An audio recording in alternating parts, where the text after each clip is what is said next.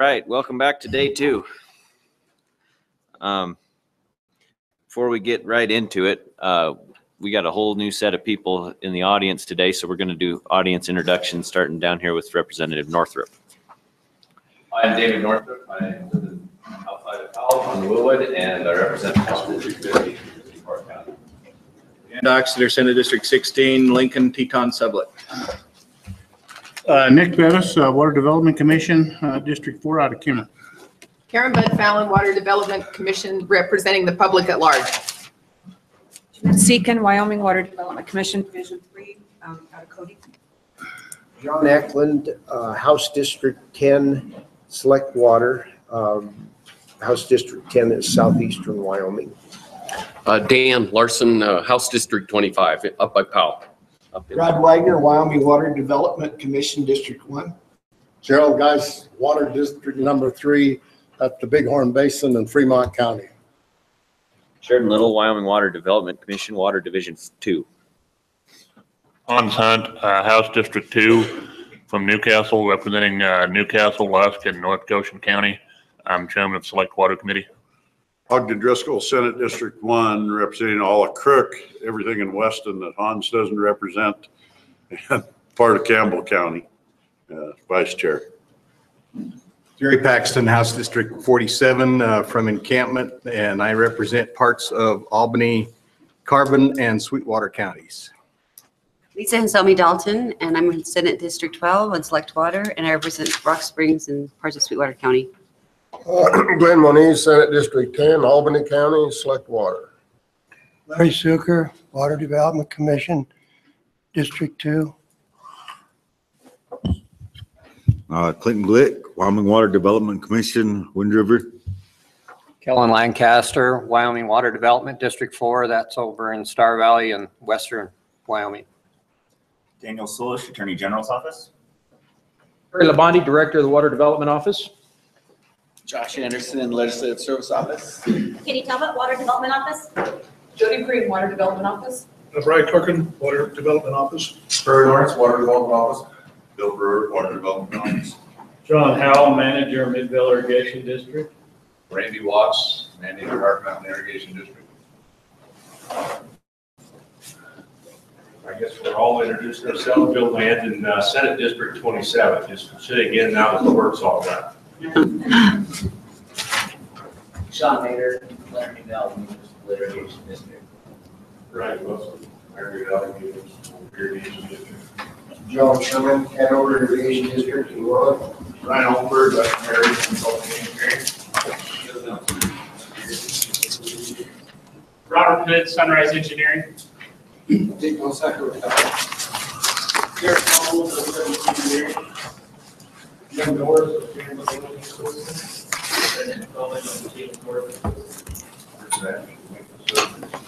David Fetter, Econ. Rob Maven, Goshen Irrigation District. Andrea James, Goshen Irrigation District. Ross Holton, Goshen Irrigation District. Greg Randall, Casper Irrigation District. Harlan Richter, Tri-Hydro, City of Sundance, City Engineer.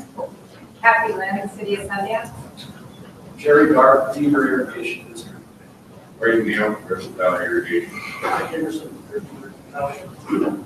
Scott Farland, Virgin Valley Irrigation. Mark Ryan, Stout. Mike Jackson, River Engineering. Rusty Hill, Silver Lake Irrigation. Susie McNevich, Silver Lake Irrigation District. And Tri-Hard Irrigation Falls. And Lynch Water Development Office. Seth Calloway, Wyoming State Engineering Office. Dave Connery, Delmont Irrigation District. Billy Bridges, Prior Mountain Engineering, representing site irrigation. Kevin Burke, Green Valley Irrigation District. Brian Dieter, JV Engineer, Green Valley. Jennifer Russell, SEH Cheyenne. Thank you, everybody, and welcome. With that, we will go right into Account 2 projects, Level 3. Terry? Mr. Chairman, Count 2 projects are rehabilitation projects, and the estimated available revenue for projects for the next 2 cycles for the upcoming biennium is $14,518,000 and some change.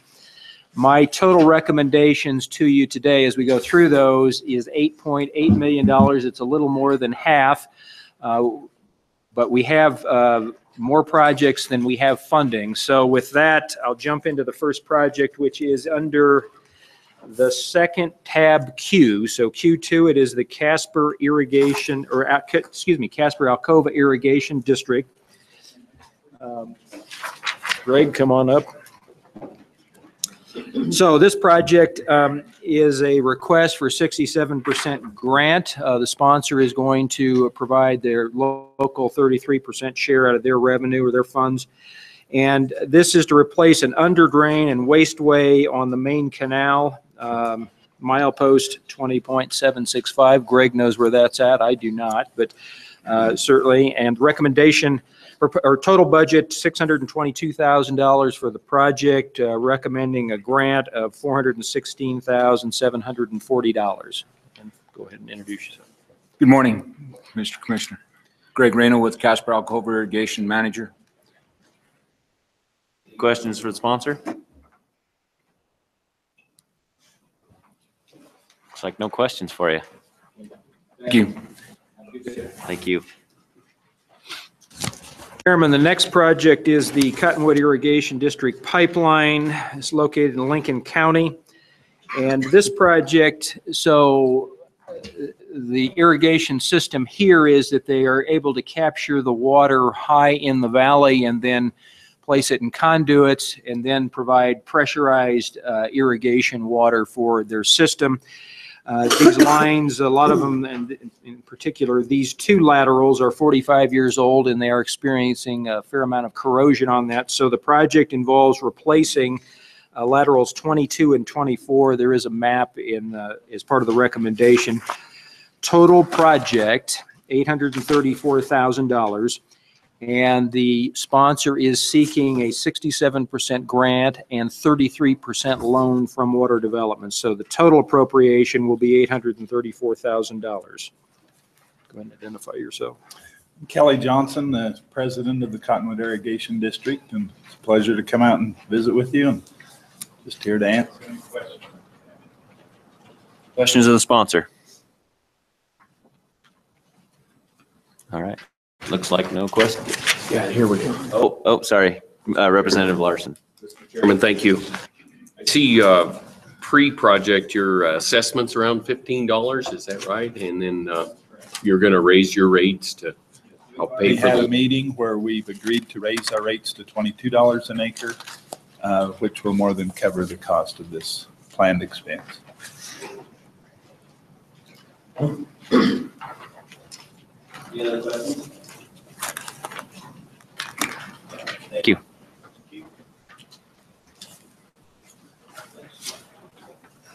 Okay, Mr. Chairman, the next project then under tab S, Deaver Irrigation District Rehabilitation 2018.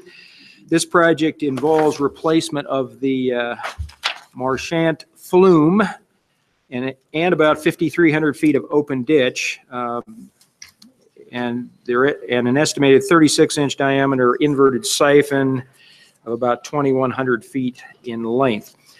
So let me pause here because we have a couple of new commissioners.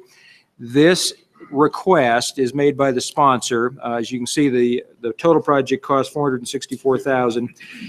They are requesting a materials-only grant, and in this type of a project, what we do is we provide and pay for 100% of material costs for the project, and then the sponsor is responsible for bringing in an engineer to design the facility, providing all of the labor and all of the equipment cost related to building the project, so that in this case, the district is able to use their own crews in the off-season to actually construct the project. And this has been really quite successful and popular with a lot of districts because they can take their water ditch riders, water commissioners I call them, but they're ditch riders from the summer workforce, keep them employed in the winter and turn them into construction crews. So the request then is for a $230,000 grant. And again, that would pay for 100% of all invoiced materials that are provided, invoices being provided to the office. And go ahead and introduce. Good morning. My name is Jerry Dart. I'm the manager for the Deeper Irrigation District. I'll be going on to my 5th season, and this particular project is very vital to us. I could go on for hours of the things we've tried to do to salvage this particular siphon. Or it's a flume now, but we want to put it into a siphon, and in doing so, we'll be able to eliminate over 3,000 feet of existing ditch and reduce the maintenance to nothing, and provide irrigation water to nearly 400 additional acres at the end of our system. It's vital to us. Our district does not have the ability financially to pay for the materials, and as Director Labonte said, the materials only grants programs have worked wonderful for us over the years, and I appreciate everything your commission has done for our district. Questions of the sponsor, Commissioner, Representative Larson. Thank you, Mr. Chairman. I have a couple of questions. What's the situation on the ground right now? I hear you told me that it actually falls about 3 inches when you fill it up. Yeah, this flume was built in the 1950s, and it's on concrete piers, 2 concrete piers, and it's in very type of soil, clay soil. And over the years, we've put dead man anchors in it. It sinks about 3 inches a year. We block it up, we jack it up, and as of late, we've actually literally, when it has water in it, we have to park our winch truck right next to it and hold on to it with cables while it has water in it during the water season. So it's embarrassing, but we're getting to the point where we've got to do something. Go ahead. Mr. Chairman, just maybe a little bit specifics on your inverted siphon. You're going to have to build a box down at the bottom, and you'll plan on just draining it in the winters and such. Is that kind of? My plan is, I don't know if you have the diagrams, the Marchins flume is in a big coulee where they built the grade of the canal to just get upstream, then come back down. What I want to do is to just go straight across the coulee with an inverted siphon. There are no turnouts in about 5,000 feet of that canal, so we can eliminate that canal. We'll use part of it as a wasteway or an emergency spill that exists. Inverted siphon into the bottom of that. My plan is to have the engineers build a vent system where I can literally get down in there in the bottom in the winter times and then put our hoses down in there to pump it out. If we put a valve system to drain that siphon, it'd have to go for thousands of feet down the coulee in order for it to drain. So we're going to be forced to pump it in the winter times.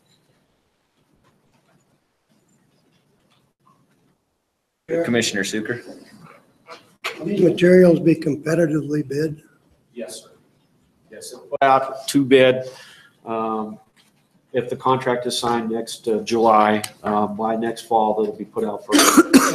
Engineering also? Or? No, we will hire an engineer on our own. The district will pay for an engineer.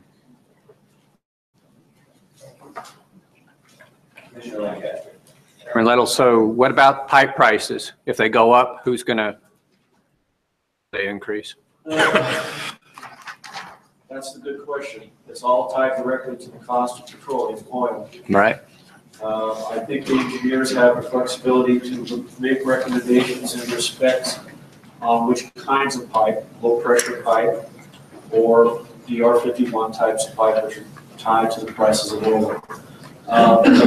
If the price gets too high for the pipe and it falls outside of what our grant is, if the district probably chose to go ahead and accept the bid for that price, I do believe the district would have to chew that off and eat the difference. Mr. Chairman, if I might add to that response, so a couple of other mechanisms available to the district, if the prices come in higher than what the budget allows, is that they could come back to you a year from now and ask for an amendment to this legislation. That obviously slows the project down by a year. And you do have funding available through the sponsor's contingency fund, this would certainly qualify as a legitimate project increase. And so those are two other mechanisms that are available. Representative Larson. Mr. Chairman. In the budgeting process of that, you do have a little contingency also in your proposal, is that correct? Mr. Chairman, we include as part of this budget a contingency factor that will cover some cost increases. Obviously, if the price of oil doubles, then and the pipe prices do the same, then the budget's not adequate. Any further questions? Sponsor on the project? Okay, thank you very much. Thank you very much. Mr. Chairman, the next two projects are the Eden Valley Irrigation District. And unfortunately, I am recommending no funding for either project. And the reason is that we do not have sufficient funds in account 2 to fund both of these projects. So the first project that is presented to you is a request for design-only services. But design-only infers that once the design's complete, that they will be coming back before you for the construction part of that. And the ultimate, I'm looking at page 2, the ultimate project cost is $2.8 million, design and construction. Their request here is for $201,000. Both of these projects are proposed to be funded with a combination of Water Development Commission grants, 33%, and U.S. Bureau of Reclamation funding through their salinity control program. And they're asking for 33% funding there. In the past, we have funded these projects on a 50-50 basis. There's a reason why that water development share is increasing, and I will let the sponsor talk about that issue. But as I looked at both of these projects, the first one represents a $2.8 million project, and then the second project under tab U is a $4.2 million project overall. In that project, they are asking for both design and construction dollars. So with that, Mr. Chairman, I would turn it over to the sponsor and do explain, please, the reason for the reduced funding percentage. I'm Ed Burton with Eden Valley Irrigation. Brian is our engineering firm. I'm going to turn it over to him. He can tell you the numbers and talk better than I can. So. The reason that it's not 50% is, the reason that it's not 50% this go around is the salinity reduction funding in part is based on cost effectiveness. So the Bureau provides a salt reduction estimate for each project, and then they take the cost of the project, just the federal dollars, and they amortize that out over the life of the project, which is 50 years, and they arrive at a cost, an annual cost per ton. That cost per ton continues to go down, become more competitive, and so we have to reduce the federal portion in order to remain competitive with those federal funds. So that's the reason. So, Mr. Chairman, let me ask, in both of these projects, your proposal will go forward with an estimated cost per ton of salt removed of what, how much, about how much? Around $55 a ton, less than $55 a ton. Questions? Commissioner Wagner? I look here at your assessment, $2.16 an acre foot. $2.16 an acre foot. Assessment? It's $12.50. $12.50 per acre, yes. This doesn't indicate that. Okay. I saw $2 and something, and that looked like a small. Yeah, it's very small. Mr. Chairman, I'm looking on page 4 under tab T at a $12.50 per dollar assessment. Page in front of. I guess the other thing, point out is Average the annual, salinity that's reduction acre feet. program. Oh, that's. Every 3 years. We're right at the end of those that application period. Those applications are due on the 14th of this month. We won't see that money again for another 3 years probably. The other thing I would add is the Bureau of Reclamation, typically, this cycle, they have around $30 to $35 million. For things that are too complicated to explain, because I probably don't understand them, they have about 50 million this go around, so this is a good opportunity to get funded this cycle. Mr. Chair. Commissioner Evans. Harry, I guess we've got 14.5 million in that account 2. And I think you said you're recommending expenditure of 8.5 for this first year. 0.8, Mr. Chairman, yes. So what are the future prospects of one of these or both of these projects being funded beyond this coming fiscal year? Mr. Chairman, Commissioner Evans, at least in the program I've laid out, we're trying to provide $7 million in round numbers for the next cycle. And so certainly this is a good project. We have funded this type of work before. So I'd certainly encourage the applicant to come back next year. It may be appropriate to make your applications to the Bureau of Reclamation to see if you can put in place the salinity control dollars and then come back next year. I do not know how the Bureau works with regards to life of their salinity control funds. I know that they've had some projects that have taken a couple years to get under contract. The problem we have this go around is they need to have a letter from any funding that comes from outside of the Bureau of Reclamation. They need to have a letter from that entity, not necessarily a committal letter, but a letter indicating that something along the lines of we received the application, we've funded these in the past. However, I think if the Bureau were to understand that Wyoming has declined to fund this project this go around, that would probably bump this project into a higher risk category, which being able to receive a lower scoring as it went through the Bureau's selection process. That's the real danger there. As far as delaying a year to get the funding from the state of Wyoming, that would probably work. It's just that the danger of the lower score on the Bureau's end. That's the risk. Follow up, Mr. Chair. If the legislature saw fit to follow that motion we made yesterday to have rehabilitation costs for dams and reservoirs come out of the dams and reservoirs account, do you have a rough estimate of what kind of difference that would make to that 14.5 million, for example? And I'm just looking for something rough, Harry. Mr. Chairman, as I look at your current proposed level 2 project, or excuse me, account 2 projects, there are 2 that are dams and reservoirs. The Dull Knife Amendment, which is $217,000 in value, and the Silver Lake Rehabilitation, $250,000. So there's about $500,000 there. Mr. Chairman, thank you. Question for the district. There's a lot of districts that either do the work themselves and then have an expense, or go out and get a loan so they have some the skin in the game. Is that been discussed? About 20% of our $12.50 annual O&M charge that producers are paying, 20% of that is a payment to the government for original construction.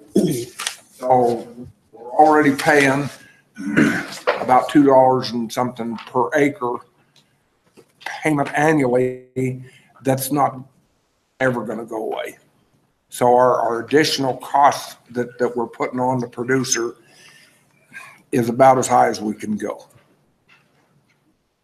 I can go back and try to promote that, but I've done that in the past and didn't fly very well because of the amount that we're already having to pay as payments that are not going to go away.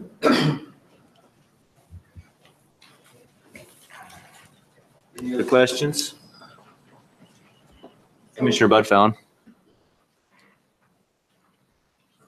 So if we were to fund this and you didn't get the Bureau of Reclamation funding, what would you do? And conversely, or additionally, if the office simply wrote a letter that said, we fund these kind of projects, we fund them in the past, we're waiting for Bureau of Reclamation to see what it does, would that help you in your application process? Like I said, the application should go on the 14th, and if we submitted one without any letter at all, then it wouldn't even be evaluated. It's a requirement to have a letter. So we have to have a letter just in order for their evaluation to happen. What was the first part of your question? I forgot. If we were to grant this money and Bureau of Reclamation did not fund your project through the salinity dollars, what would happen? We would have to turn this money back to the state. Because like I said, the next opportunity they would have to go through the salinity reduction funding application process. Most likely not going to be until 2020 or 2022.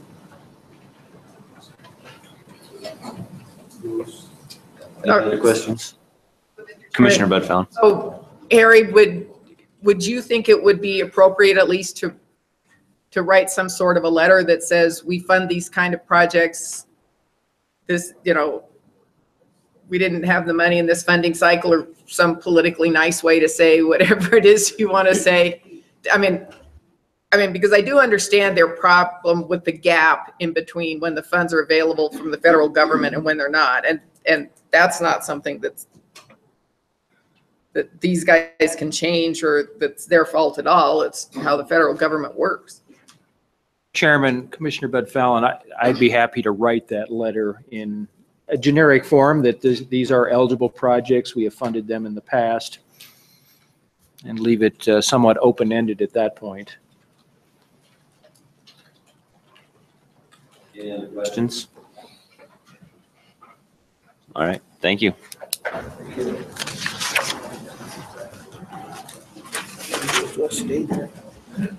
Question, of the two projects, you ought to be thinking about which one is.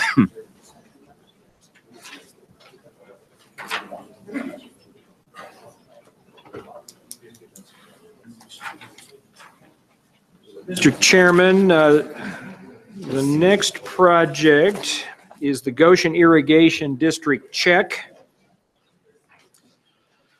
This is a project to replace the check structure 83.6 with an automated check structure. I'll let the sponsor talk about that structure.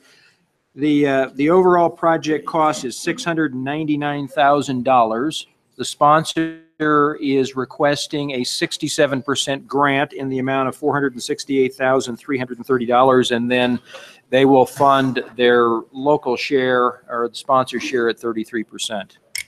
Go ahead, Rob. Mr. Chairman, appreciate the opportunity to come see you today. I'm Rob Poston from Goshen Irrigation District. I'm manager. This check structure is identified in our master plan. It was identified in 2006. It's just aging and failing. We have replaced a couple others with your guys' help also.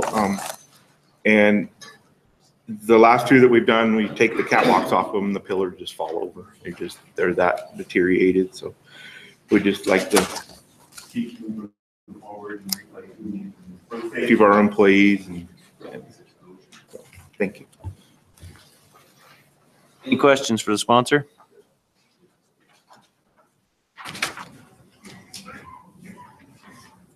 Questions? Thank you. Chairman, next project is the Hanover Irrigation District Cottonwood Spill Check Replacement 2018. And this project will replace both the spill and the check structures. This is a 1955-ish structure.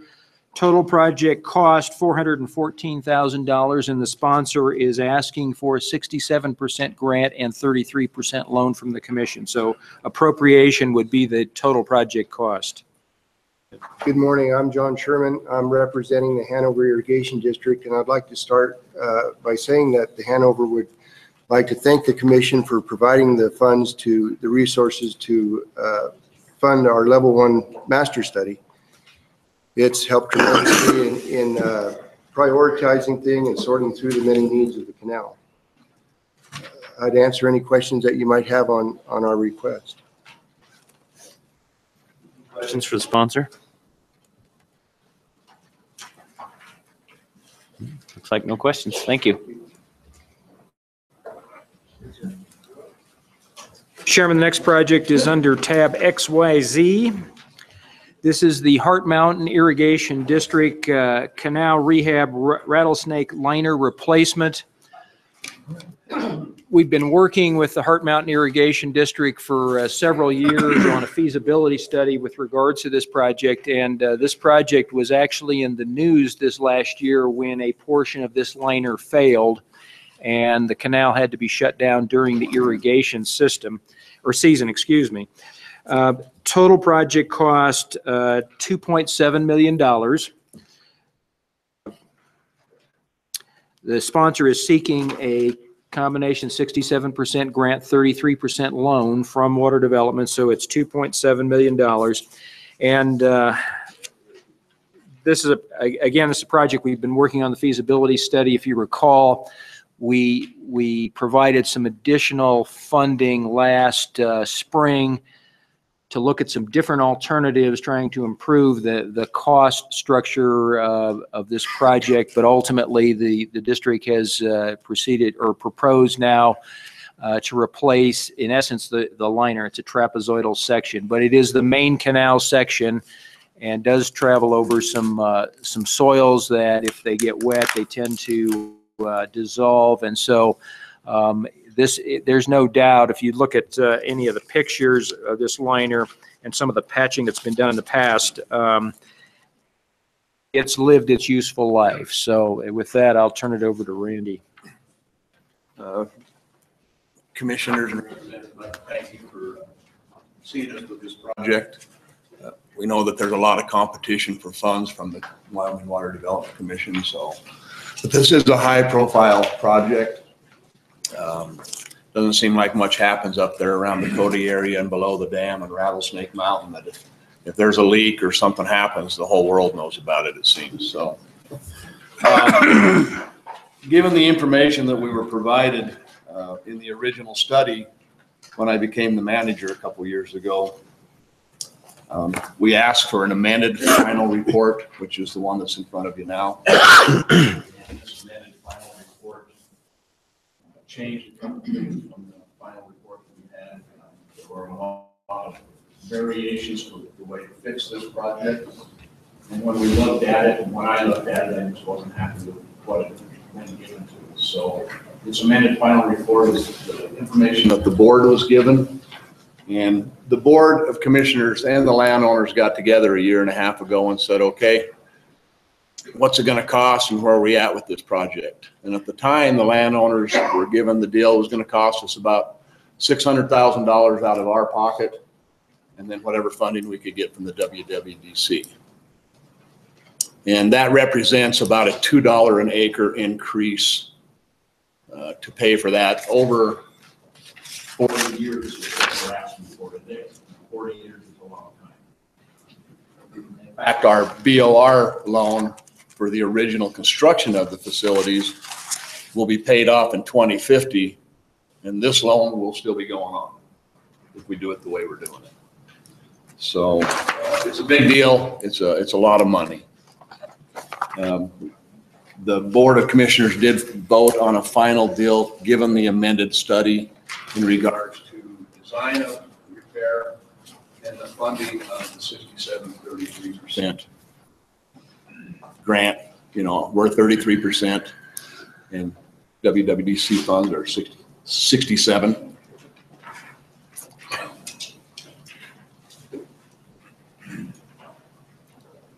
Any questions? Commissioner Geis. If we shut this canal down, that canal irrigates about 3/4 of the Shoshone River Valley clear to level. Isn't that correct? Well, we go all the way down to Ralston. We've got, with a new enlargement that we put into place and we're finishing up this year, we'll have 35,000 acres and 700 landowners. And so, yeah, this is the very first liner that comes out of the second tunnel of our facilities.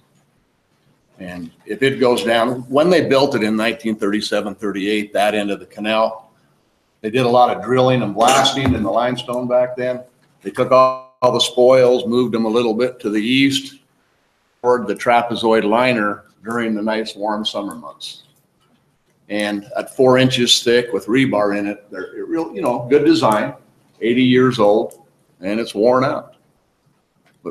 And it's been leaking for years. And so over the years, they've been just throwing grout or concrete or patching it. And in 2014, we had a leak that 350 CFS went down in a hole. It collapsed on one side and it never came out anywhere.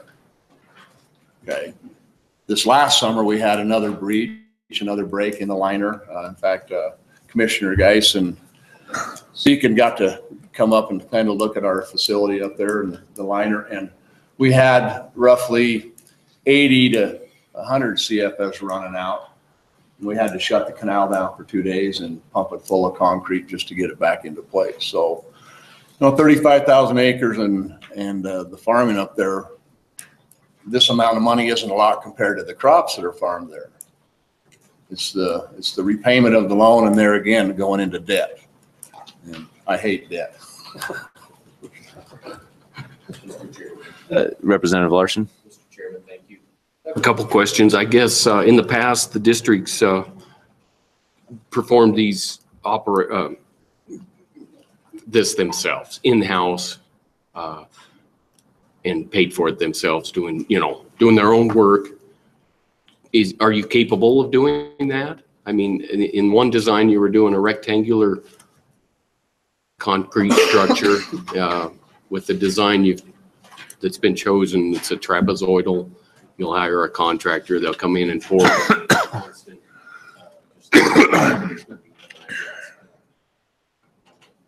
Just wondering if the district could handle it.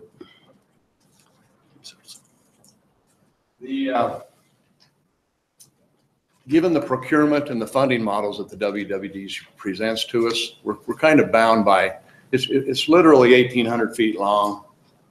The concrete is the concrete, the rebar is the rebar. So the materials cost are what they are. They can't really go up. I mean, costs can go up, but they're pretty line item, pretty basic. In answer to your question, could it be done with the staff that we have? No. Could we be the general contractor in this case and rebuild it? Sure. But with your funding models, it's either procurement, which is materials only, right, Harry? Mm-hmm. Or it's contractor. And I don't know if you have the amended final study. If you look on page 3, it's pretty apparent that if you go from a trapezoidal cross section for $408,000 in materials, and that's all the money that the WWDC is going to give us, or you go with the rectangular cross section, which is $644,000. It's a little thicker concrete, easier design to build in the winter months. You know, we have a 5-month window, and right now at the bottom of Rattlesnake Mountain is not pretty. So if we had a contractor or we were up there working, it would be difficult and challenging. But if you look at the funding model, you go from $400,000 to $600,000 in materials. Well, then when you bid it out for the contractor, the engineering bid it, you're looking at $2.7 million and $3.2 million. That's a pretty big discrepancy in funds. The district, hey, if you're going to give us an extra $1 million and we don't have to touch it and the contractor does it, we'll have at her. I mean, that's the reality of it. So do we want to fix it for just procurement only for $400,000? That would be really difficult. Well, first thing you do is you got to build a road to get into it. We had a Subaru, so we got in there. But My Subaru, by the way.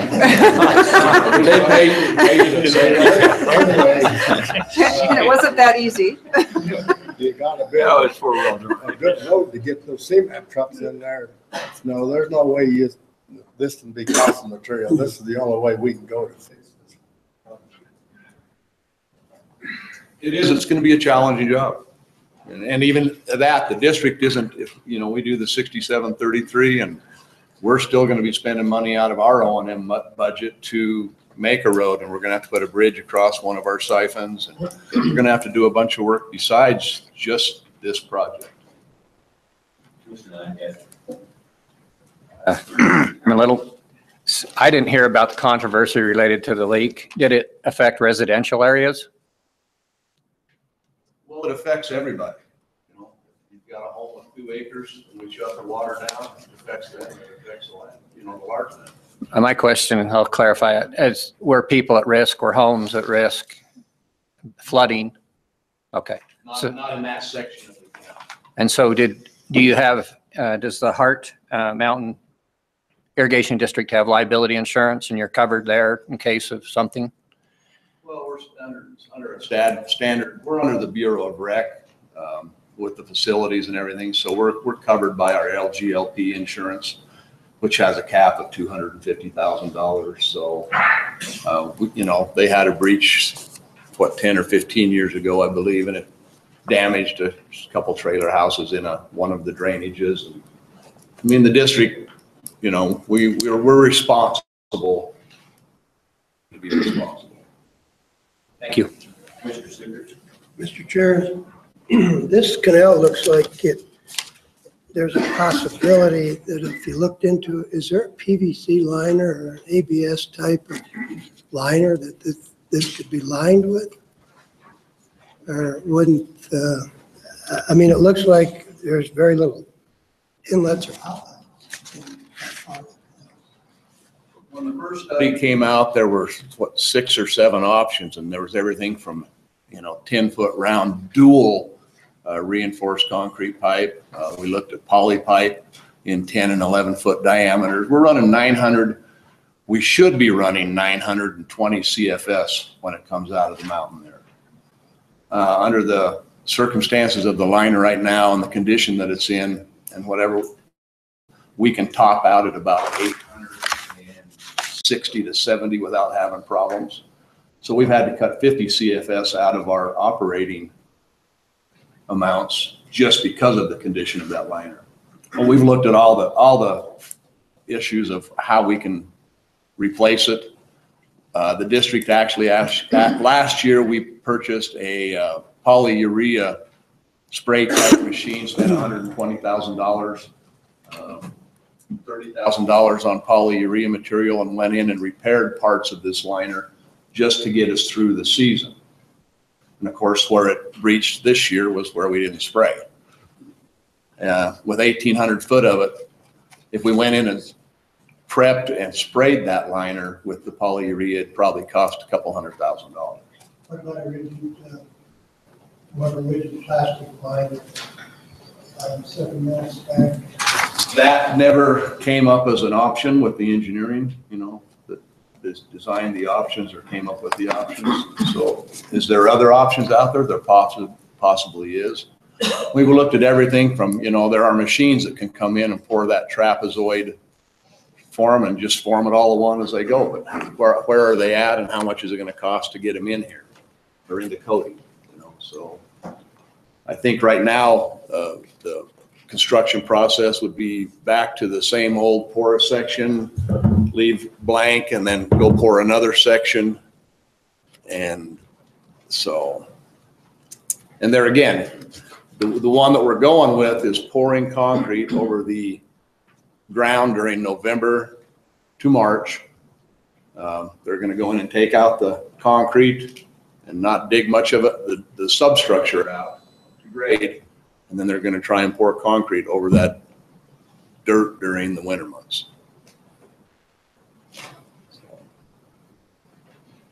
Other questions? Commissioner. Side note, if they'd have had to do this last winter, they would never have been able to do it. The weather wouldn't have allowed that to happen. And Cody had 7 inches of snow yesterday, so. We've got our work cut out for us. Any other questions, comments? Okay, thank you. Thank you very much.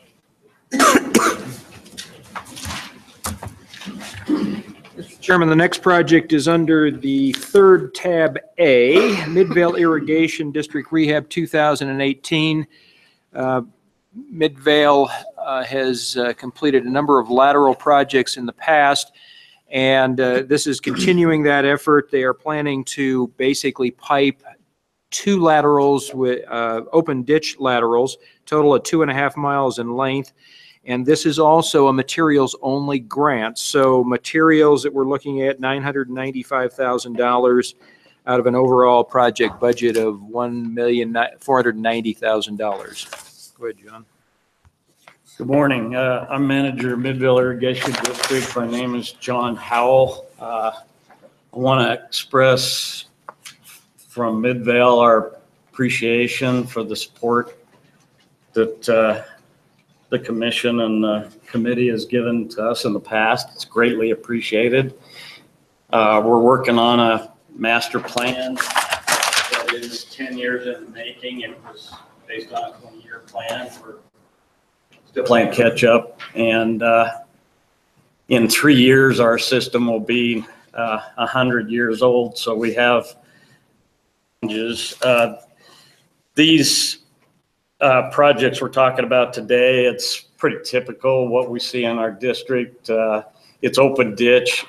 Ditches are in basically horrible condition. The structures in the ditches are either falling over, collapsing, or sinking. They're sloughing in the side of the ditches. It's in many cases difficult to even deliver water, much less maintain the ditch in an adequate manner. So what we've found is if we can get pipe in these ditches, it does a lot of things. It eliminates the need for some of these structures in the ditches, for example, drop structures and that type of thing. But it also, pipe, you eliminate a lot of the seepage, in fact, pretty much all of the seepage, which improves the instability that we're encountering, as well as saving water and providing a much more efficient way to deliver water. So I'd be happy to try to answer any questions any of you might have. Senator Meyer. I know you guys were going around and around trying to come up with some kind of, I guess, an agreement between the folks that have pipe and the folks that don't have pipe and all of those different things up there. Have you come to a policy that everybody's in agreements with, or do you still have a little bit of friction? Yeah, that's, as to my knowledge, that was pretty much put to bed, if you want to call it that, through a ruling of the judge in Lander. And right now, there's no anybody that's on a pressure pipe, which is what the issue was, does not pay extra for that, and that's the current policy. So basically, with the current board, they're encouraging any kind of scenario like that we could do. In fact, as we speak, we're doing one of those projects that you guys were graciously able to fund us for a year ago. So we're building that now. So I don't know if that answers your question, but there's no controversy on that I know of at this point in time.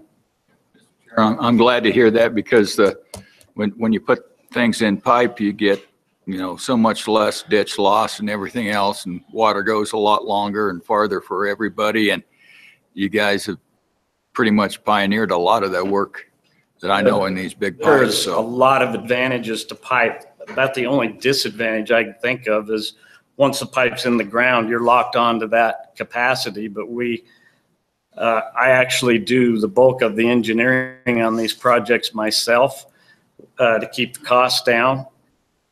I always go back to original capacities from reclamation standards, and I try not to limit any of that. So we've had some really good results with all that. Senator Dockstader. What was the judge's ruling? What was that all about? I'm sorry, I couldn't hear you. Reference to judge's ruling, what was that about? It was, I'm not going to pretend to give you all the details in 5 minutes. It went on for I think 15 years, but basically it was an issue about the district trying to charge an additional charge to those that had pressure in their pipe. And the judge in Lander ruled that wasn't going to happen.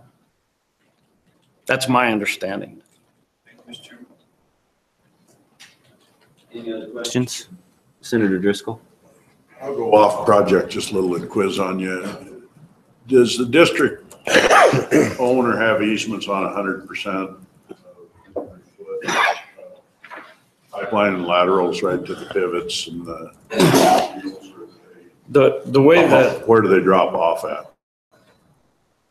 my understanding is, and this project started out as a reclamation project. And so as of in 1921, which is when the district started, the Bureau of Reclamation owned and operated the entire district. It wasn't even a district at that point. And then when the district was formed, which I think was sometime in the 50s, the agreement between Midvale Irrigation District and Reclamation was Reclamation would continue to own the infrastructure, and everything is based on federal easements and still is. And the agreement was Midvale would operate and maintain the system. So that's the way it is today. We have federal easements on all laterals, all ditches, all drains, all of the infrastructure, and ship is Reclamation. Does that include going to the pivots? And so when you drop off, when you hit a property line? You know, that's a good question. I do know that the bylaws that were established by previous boards of the district basically indicate that anything below the measuring point, which varies from one turnout to another, the most common one is like a weir, for example. Anything below that is the responsibility of the landowner. So to answer your question, in many cases, the piping that would go from the pump station to the pivot would be the landowner responsibility. Mr. Chairman, that's exactly what I was asking, but we've used needs to go ahead and put that pipeline in as part of these extensions, these projects. That would not be the case. These projects are piping laterals, which are above the measuring points. So no, we don't. The owner and the landowner has to fund those himself. Any other questions? All right, thank you. Mr. Chairman, the next project is the Riverton Valley Irrigation District Rehabilitation 2018. At your August meeting, Riverton Valley was in front of you to talk about the flood damage that occurred this last spring. And so this request, so let me back up. As discussed in August, the district incurred significant cost in terms of replacing the canal that had been lost as part of that flooding. And I need to correct a couple of numbers in your write-up. So if you go to that first page, paragraph number, it's numbered number 3, summarize of the request.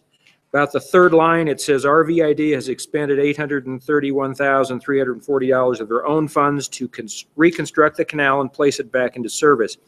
It is anticipated that 75% of the, it says 816,000. That was an old number, wasn't corrected. That number should be 831,340. Will be reimbursed by FEMA disaster aid, leaving the district share at, and the new share is I calculated, $207,835. So that there's some updated numbers there. But this request is to go ahead and complete the efforts in terms of restoration, and ultimately there was a dike that was built that will provide the additional flood protection in the future if the flood gets up out of the main channel and into the floodplain. And we'll look at some erosion control around or across that dike, or to protect that dike. So the total project cost, $2,170,000. It is anticipated that 75% of that amount will be reimbursed by FEMA.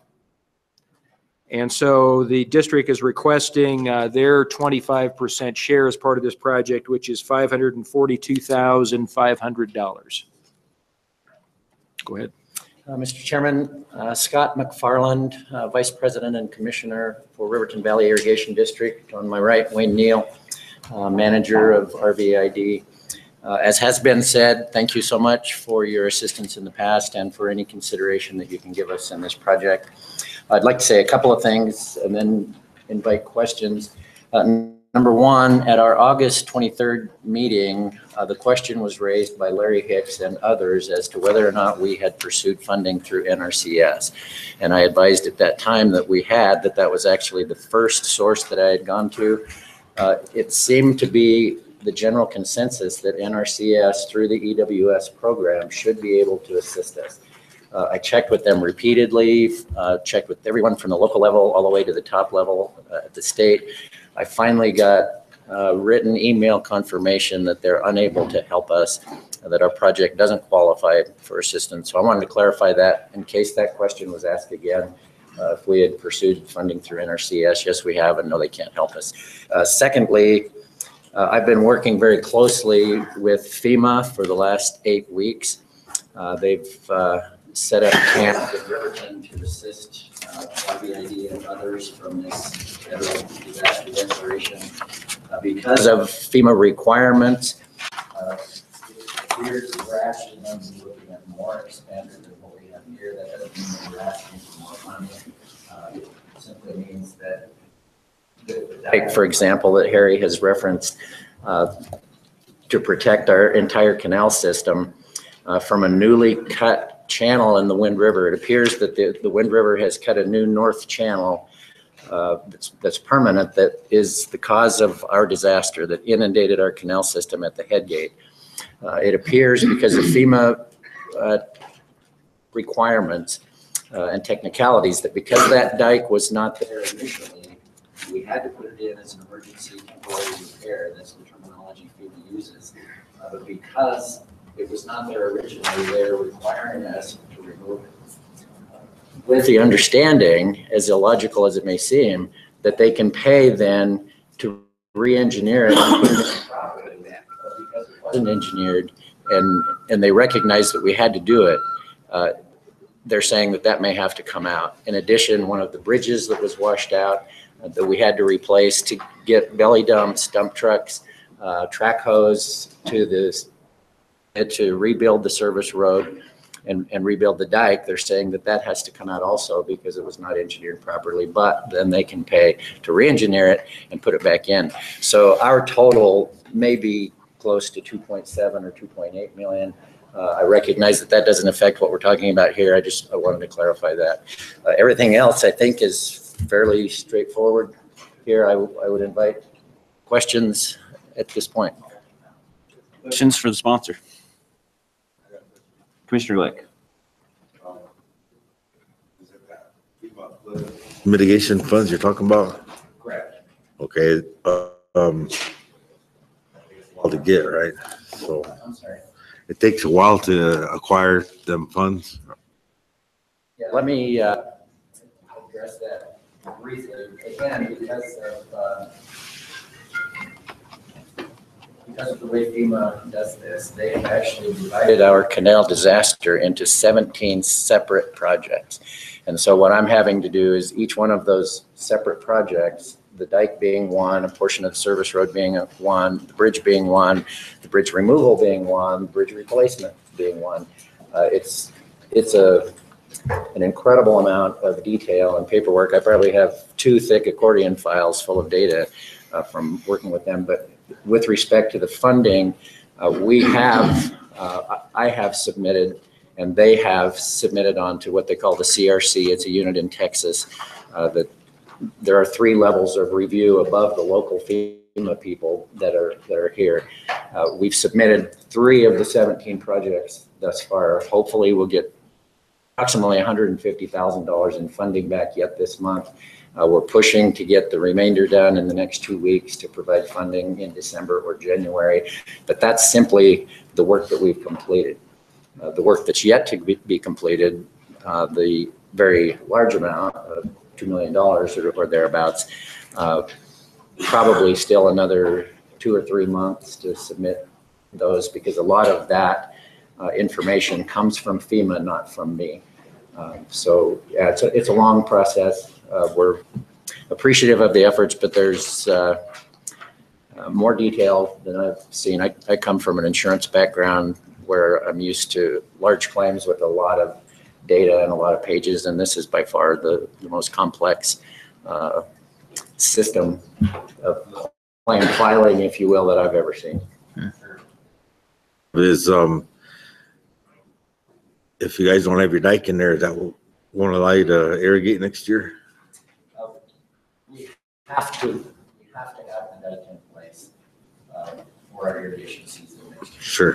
One of the frustrations for us is that because of the time involved in the paperwork to satisfy the FEMA requirements, we virtually lost our autumn season to try to do anything with the dike. So FEMA knows that they can't force us to take the dike out and leave it. They recognize, much like I think the town of Hudson is experiencing similar things with the temporary structures that they put on the river down there. Those have to come out, but they know that there's a time and a place for that. FEMA recognizes that we can't just take that dike out, because we've been up to the river very recently. In fact, I don't know, Wayne, if you were up yesterday. And this newly cut channel, even though the river is down, is within about 10 inches of coming up to abut our dike that we just put in. Again, that doesn't mean that it's threatened. It means that the water's there again, and it's inevitable that it will be threatened next spring. So it appears that what's going to happen in reality is that the dike is going to remain where it is probably through next irrigation season. In the meantime, we're pursuing engineering studies to see if the dike needs to be re-engineered, if it needs to be extended, if it needs to be moved. And some of that work can be done during the irrigation season next year. But if the dike actually has to be pulled out and completely rebuilt, we're looking at next autumn before we can do that. The FEMA funding will be in place. The terminology is obligated. The money will be obligated. It will rest with the state, and then we can draw it as we need. So yeah, my only point in that is to say that it looks like our costs are actually escalating, and due to no fault of our own. Any other questions? All right. Thank you. Thank you very much.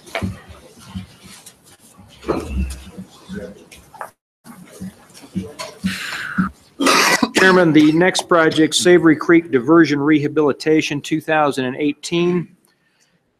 Project to construct a natural rock sill diversion structure for the Lambert and Irwin ditch and stabilize Savory Creek both above and below that ditch. Total budget $540,000. The sponsor is requesting a grant in the amount of $361,800. I am recommending no funding, really for 2 reasons. One, financially, we've exceeded half of what is estimated to be available for the next 2 years. And this is a private structure. The sponsor is the Conservancy District, but it nevertheless is a private structure.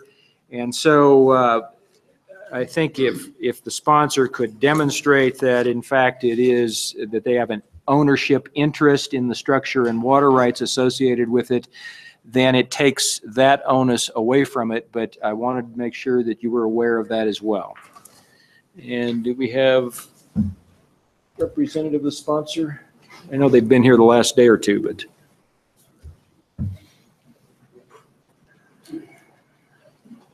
Any questions for Harry then on this project, or? I do. I think we need to have a discussion question. I did a little bit of Midvale earlier.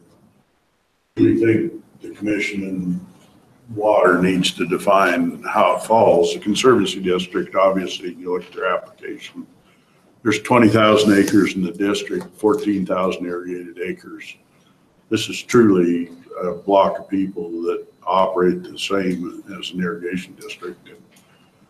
We're down to how we define ownership and pieces, and I think we need to have this. Our district deals with it as well, and they struggle with what is individual and what is ownership. Visiting with other members, you know, it's all over the board around the state what's considered ownership. The bottom line is all of the water in all of these projects ends up on individual farms and ranches. Let's be honest with what it does. It goes to a field that's owned by somebody, not the district. So how do we define what the beneficial use is for cost sharing by a government? And I think it's really important that we take a look at that and decide what it is. Because right now, a district that has 5 landowners in it, that everything's private, doesn't qualify for any funding, which is this one. Yet one that has 2 landowners, or does one, but has an easement or whatever it takes to get there, does qualify. And I think it's really important. We do criteria for everything we do. And I asked the question to Midvale, pretty well knowing what the answer was going to be on the last one. We need to decide what that is for clarity, and it probably needs to be on our application form when we send it in. If we're going to require easements, what they are and how they need to be. And if not, let's define what it is. But this will continue to come up over and over and over again as we go through if we don't define it. And in fairness to the people applying, we need to tell them what the rules are. Is it ownership by the district? Is it ownership by the federal government? Is it a substantial interest, or how does it fall? And I'm formally asking, I'm not asking a question, I'm formally asking that we either have part of a workshop or something that we sit down and define that and what the public good is, both.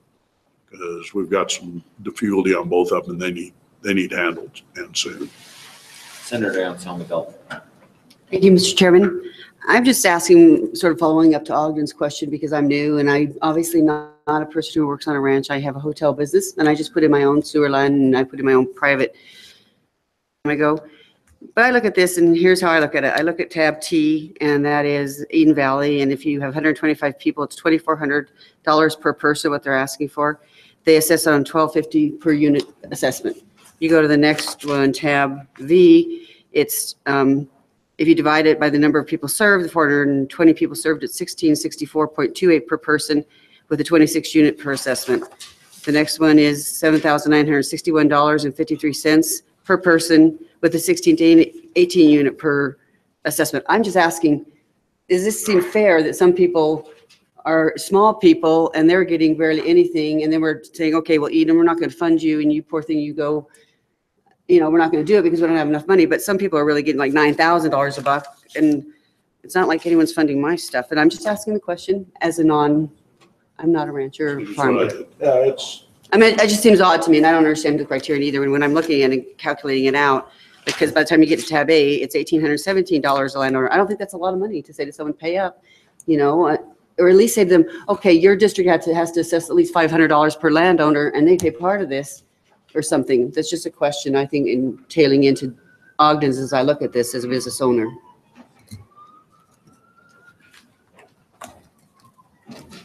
Any other questions on the project? Representative Larson. Chairman, in the past appropriations, how were they the same situation and we did it anyway? So, Mr. Chairman, the commission has a pretty long history with this conservancy district, and in fact, we have funded some private entities. in these diversion structures. And I guess to Senator Anselmi Dalton's question, it is not a question of how many dollars per person. It is a question of who owns the facilities. Okay, and that's been debated before with the commission. And we are getting, I have some legal opinions that water development is paid for that says there's a prohibition against funding private facilities. And that's, so I bring that to your attention on this project. The applicant is a qualified applicant, a conservancy district. What we're funding as part of this project is privately owned. And to me, there is a constitutional prohibition against that. Senator Hicks has raised the question about Article 16, Section 10, and whether or not it provides an exemption for water projects. And we are going to talk later today about requesting an Attorney General's opinion. But has this type of project been funded before? Yes. But the difference, and as I heard the Senator Driscoll's question to Midvale, I thought Midvale was clear that the projects we are funding are with our Bureau of Reclamation owned facilities, ditches, that reside within a federal easement. And they are operated by a governmental entity, Midvale Irrigation District. As soon as you step away from that ditch to the measuring device and you go on farm, those improvements are being paid for by the landowner. So here we have a private canal company with a structure. It does serve farmers, but there is a distinction that I'm certainly pointing out to the commission, that this is a privately owned facility. And so I guess to use the analogy, we fund municipalities. We fund the water lines in the streets, but we do not fund the service lines that run from the mains to the residence, the hotel, whatever it might be. And so again, that's the distinction. And it is an ownership issue. It is not how many dollars per person type of beneficial analysis. And I do agree with Senator Driscoll. I would like to provide some clarity to this because it has been back and forth over the years, and we do have, we're going to discuss later on today, a request for an Attorney General's opinion. Representative Larson. In your opinion, if they became a district which could be a taxing district, would that help them out a little bit? I mean, is that part of the problem? They can't guarantee a, I don't know, payment or whatever? Well, Mr. Chairman, the payment is not so much an issue because they're not requesting a loan. They're requesting a grant. But I have been approached by a number of, I'll call them private canal entities. Can the water development program help me with my problem? And my answer, I believe, has been fairly consistent that if it's a private entity, no. If you form an irrigation district, then that qualifies for the program. And so with the formation of a district, then you have elected boards of directors, okay? You have taxing authority. And I will admit, and I think Commissioner Bud Fallon has made some comments, that's a pretty strenuous process. I mean, irrigation districts go through the courts. Other districts go through the county commissioners, but there's a lot of effort in forming those districts, but it creates a public entity that I believe then removes this cloud over at least this type of application. I'd point out our district did submit an application and was turned down because they didn't own or have easements. And that's what I'm asking is, ours is a district and I have a conflict to openly and all. I'm part of it. I'm on the board of directors. Our district submitted a number of projects a couple of years ago and was turned down on the fact that the district did not own the structures and the conveyance. So that's the clarification I've been asking is our district falls in a map. It's got a drawn out map and we have an assessment and we pay X number of dollars a year off our taxes. Yet they were told that they did not qualify because the ditches lied entirely on a piece of ground. And our district is not the same as Midvale because it's a scattered valley that's, instead of having this huge project valley, it's a scattered series of pieces of ranches that formed a district and bought part of Keyhole primarily district. And just because their lands aren't all contiguous and tied in one big block does not mean they're not a district. And they were turned down on an application for the same reason as this last one did. And that's the clarification I'm asking is, what does it take for a conservancy district or an irrigation district or anyone else to qualify for your funding? Because right now what we have is either you recommend or you don't recommend. And the commission tends to follow your recommendations. So when a district sits down and tries to play by the rules, what is the rule book? That's what I've been asking this. I'm asking for the commission is maybe the AG comes up with it, but it's obviously not just a district because you turn districts down. Chairman? Commissioner Bethel. I think we're sort of talking about two different issues, and I would be in favor of having part of the January workshop to sort of iron this out. But I think you're talking about two different things. You've got the district requirement, whether you are a public entity, a watershed district, a conservancy, a irrigation district, whatever the heck you are. That's one issue. The second issue is does the district have easements or an ownership interest in the actual project that you want to fix? And so just being a district isn't enough. It's, does then the district have an easement for the pipeline or the ditch or the whatever the heck it is? And that's, I think, where sort of the clarification that we need is. Is it just going to be we fund districts, or is it going to be we fund districts, but they have to have an ownership interest in the facility? And so I think getting the Attorney General's opinion is going to help with that some, but I do think that we ought to, this comes up every year. So I think we ought to actually dedicate some time and have a conversation to figure out if you're going to have both requirements, an ownership interest and a district, or if it's just a district, because it's two different things. Representative Larson. I know on the federal projects, like the Bureau projects, when you go out and do a realignment of a pipeline,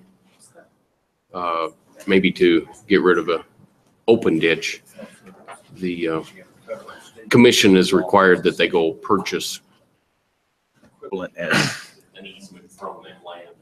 So I know in that situation, they're required for the district to go to. Mr. Chairman. Senator Driscoll. Thank you very much. It takes a lawyer to get my thoughts out correctly, always. That happens a lot on the floor. Welcome. Karen's dead on. That's exactly what I'm asking is, what are those criteria? I'm not saying that we go one way or another, but define the criteria so that when you do the application, you don't have to sit up here with a red face and try to argue whether your project makes sense or not, or whether it's fair. And that's really what you fleshed out is exactly what I'm trying to ask for, is not any one ruling one way or another, but clarify what it is. And is it an ownership? Because back to the easements, they're simple. You know, any of us are happy to give easements, but does it have to be deeper than that? And I think those terms need to be in the application form that says, here's what it takes to qualify if you want to come to us for funding. And that way it's very clear that if you don't qualify, don't bother showing up. Commissioner Glick. I know on these federal projects, like if there's new construction, they're required to get an easement or a right of way. And that might work also with what we're doing. I mean, if it's a district and it's new construction or rebuild or reconstruct, then they have to redesigned, reconstructed that's actually, they're required to have an easement or a right of way. And I think that if we, then yeah, if somebody applies and it's, to reconstruct or new construction, then maybe we should require that district has, or tries to acquire or does acquire a right of way or easement along with the funding that we're giving them, so that the district does have skin in the game in a sense. Thank you. I think we're getting kind of into a larger discussion that we need to have at a different time. We're gonna ask for an AG opinion, and I think we should probably wait until we get that before we have this larger discussion. And so, Mr. Chairman, I- we have a timeout. yeah, yes, just a minute here. Let me finish my thought. I'm gonna make sure we add this to workshop or, special meeting if necessary. Hopefully not, but at a later time. So I've got a note here for myself, and I'm sure Harry does too. So with that, is there any more questions specific to this project? Okay, then we will. Then Mr. Chairman, the next project under tab we've got two D more projects. is the Side and Irrigation District Rehabilitation 2018. This project is to place the Glen lateral open ditch into pipe, as we've heard on other irrigation districts. The district is seeking a 100% materials only grant in the amount of $823,000. And with that, turn it over to you. Hi, I'm Willie Bridges, Prairie Mountain Engineering, representing Side and Irrigation today. Side has asked that I express their thanks and their support past projects and would be with. Questions of the sponsor? Looks like no questions. Thank you. Chairman, the next project, and actually the last project in level 3 projects before you, is the Sundance Tank 2018. This project involves the demolition of 2 small tanks in the Sundance system and replacing those 2 tanks with 1 tank. Both of the existing tanks have had a fair amount of corrosion and leakage of late, and so the community has decided that it's appropriate to replace them. We're able to replace 2 tanks with just 1. And the total project request is $995,000, of which the applicant is seeking a $666,650 grant.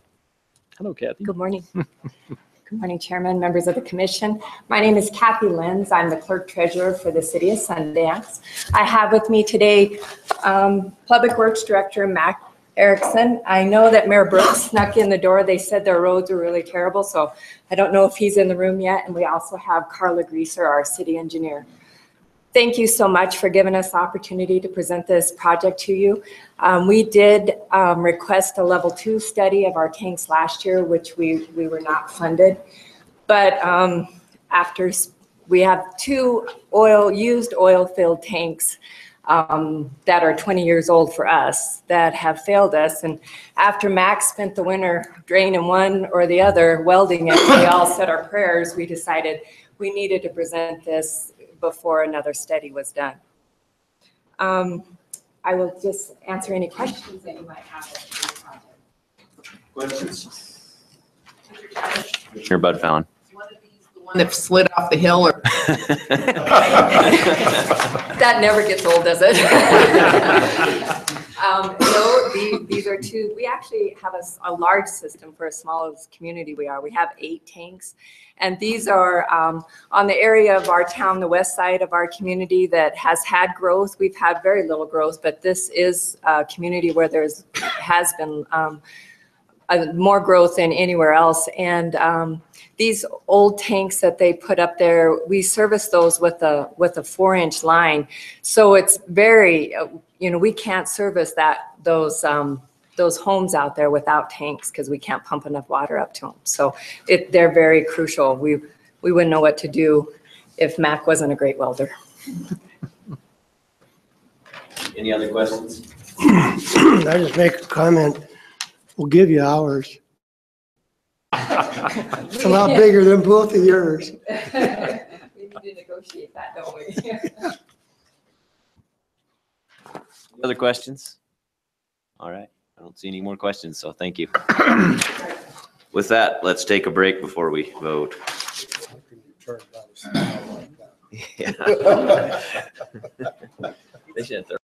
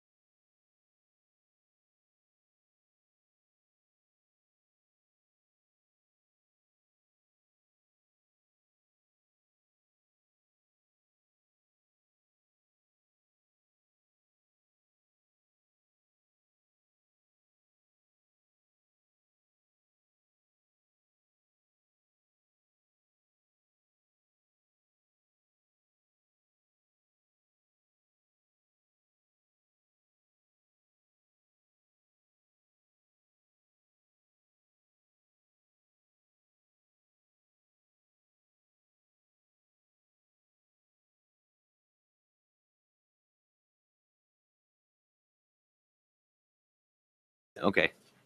Before we move on, we're gonna have to vote on on the first block, on the level 3 projects. Is there any that anybody would like to pull out before we do that, or just handle them as a block? Or? I will move the first block.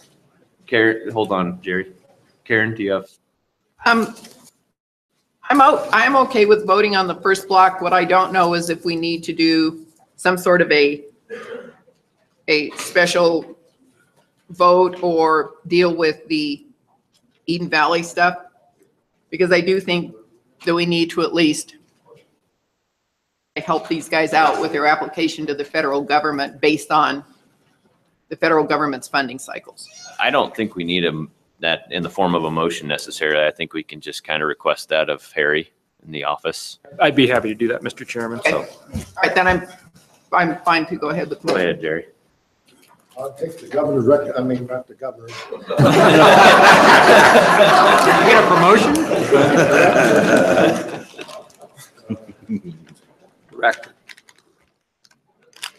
Whatever he does with them. Second, Mr. Chair. Okay, moved by Commissioner Guy, seconded by Commissioner Wagner, that we accept the governor, or the, gosh dang it,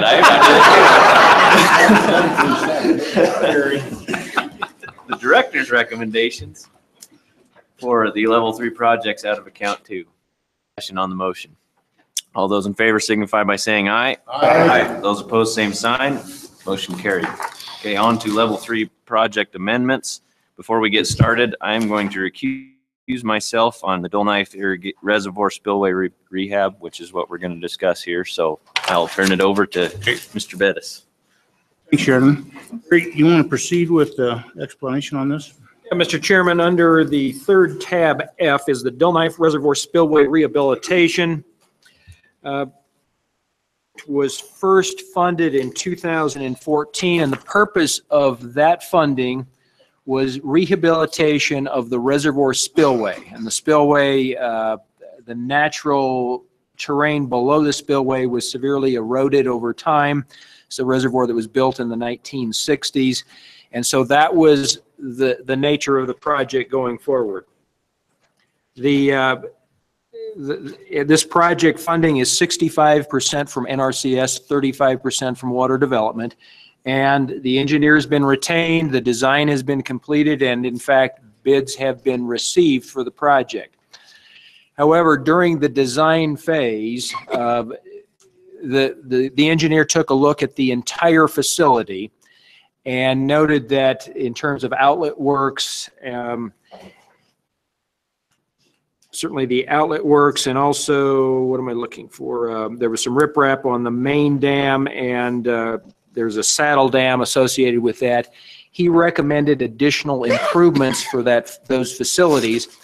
Those were outside of the spillway project. So rather than, and of course bids have been accepted and the contractor is on board, but the additional work that I mentioned has not been awarded. And so I thought it appropriate to bring an amendment to you for consideration.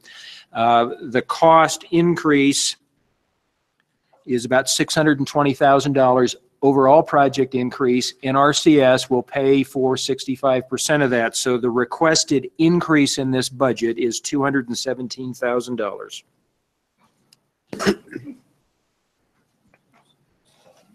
Go ahead. My name's Dan Mahoney. I'm the chair for the Dull Knife Irrigation District, and would appreciate your consideration for this project. Yeah, thank you very much for that funding as well. We've been covering a lot of ways down that. Do we have any questions? I have a question.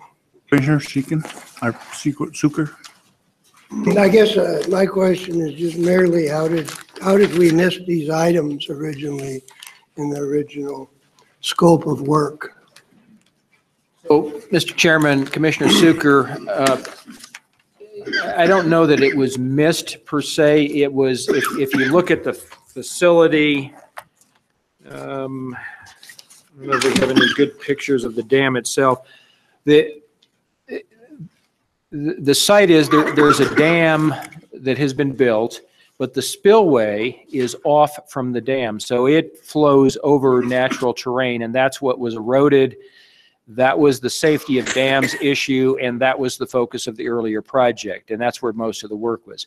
Once the grant was awarded and the engineer was brought on site, then these other issues were noted, and as long as we're going through a multi-million-dollar rehabilitation of the spillway, it was felt that it was appropriate to also pick up these additional features and resolve them as well. But that was outside of the original scope of the project that was presented to you, so that's why I felt it was appropriate to bring an amendment back for your reconsideration. Great. Okay.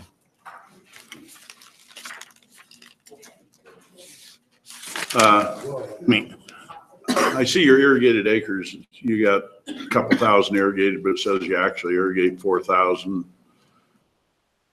Do those extra acres get assessed, and how does that happen? And is there other acres outside of the district that gets irrigated out of this project? There are no other acres outside of the district that the reservoir services. Well, it says irrigated acres, got a couple asterisks, says 2,043, and then it says 4,000 to 5,000 acres are actually irrigated by members of the district. Well, I think that what they're referring to maybe is the acre feet of storage versus the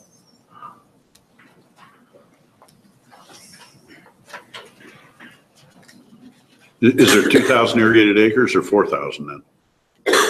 well, there'd be 2,000 plus. Okay. So, Mr. Chairman, just to clarify, there are direct flow water rights for the remaining acres, but the irrigation district that has been established that would receive storage water is the 2,000 acre number. Perfect. Thank Okay, you. all right. Questions?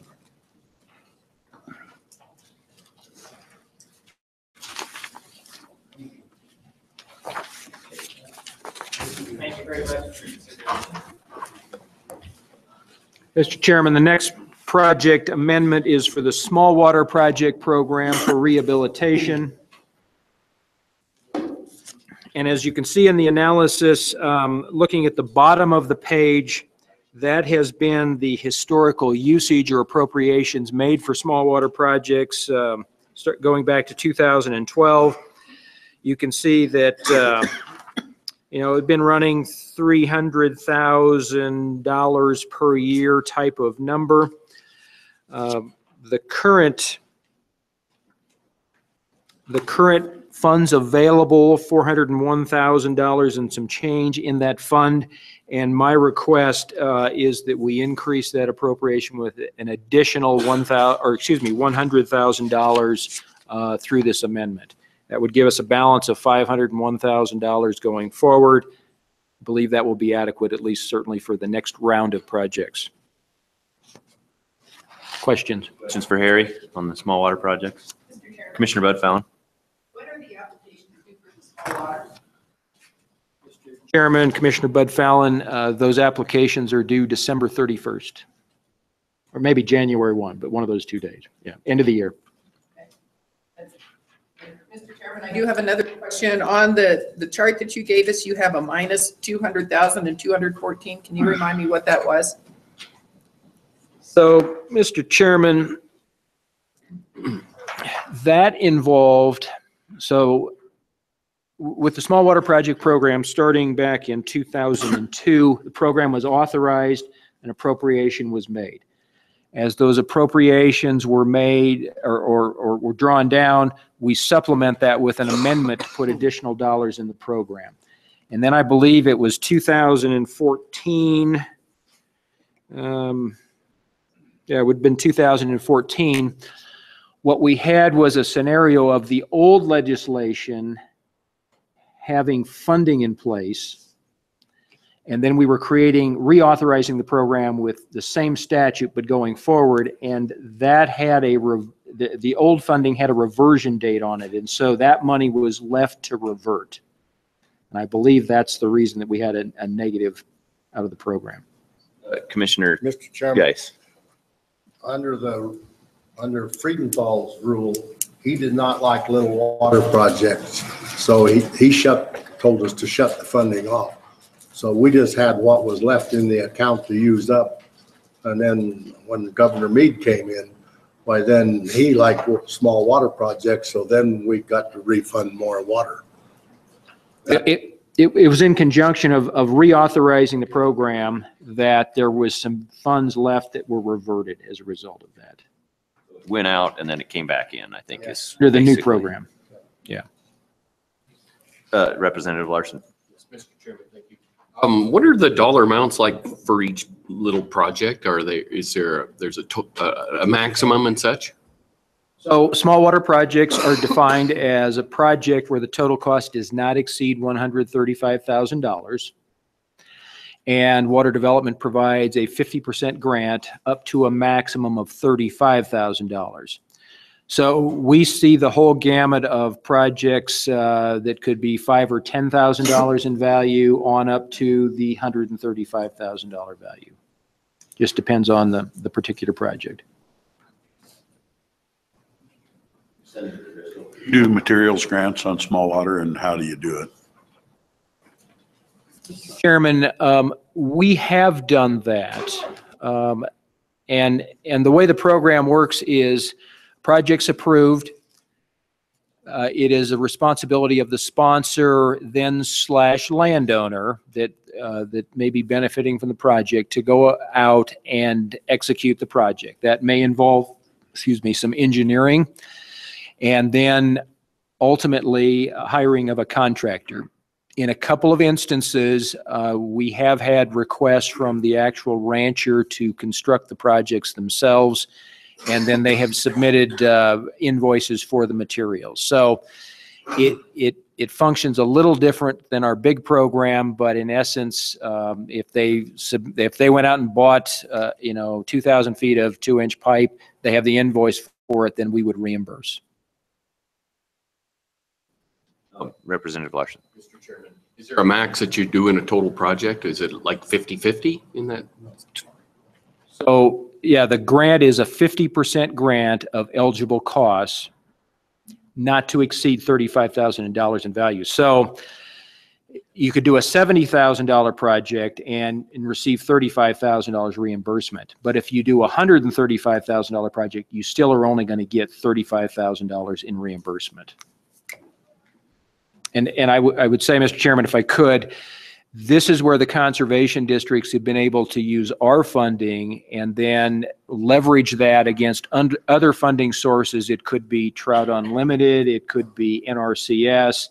There's a whole gamut of funding for these smaller type projects. And so it's for some districts that understand that system, they've been very successful in bringing other dollars in as a result of our funding.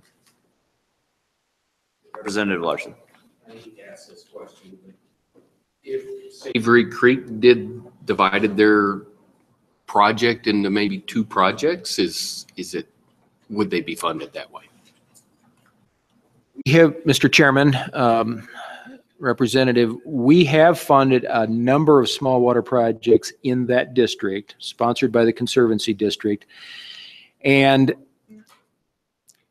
it could be done that way. We would look at it in a critical eye that if it's truly one project, then we would look at that project. But if it was a project where, well, we're going to do the rock weir here and the upstream and downstream rehab of the project we're going to fund somewhere else, then we would look at, what's the value of just the focus project. But you couldn't build, we would not allow, we're going to build half the rock weir this year and then we're going to come back and ask for another funding package for the other half. We would not do that. We want to make sure it's a complete project.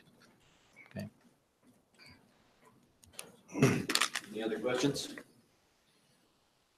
All right. With that, that's the end of level 3 project amendments. I would, of course, obviously request that we do them both separate, because I'm recusing myself on one, so. I'll move the donut with the recommendations of our director. Okay. Moved by Commissioner Geis, seconded by Commissioner Evans, that we approve the Dull Knife Reservoir Spillway Rehabilitation Project amendment. Any discussion on the motion? Senator Meyer? Just, I think on this one here, these guys only have a $4 assessment. I don't know, but sometime we need to have that discussion, not particular on this one, but we need to have a minimum of what these people are going to assess themselves before we make our money available, you know, or at least have a discussion whether we should have a minimum. I just bring that up. I think that there's probably people that have an assessment than $4 that will probably be discussed maybe. So I'll let it go. Savory Creek has $5 and Silver Lake Dam has 0.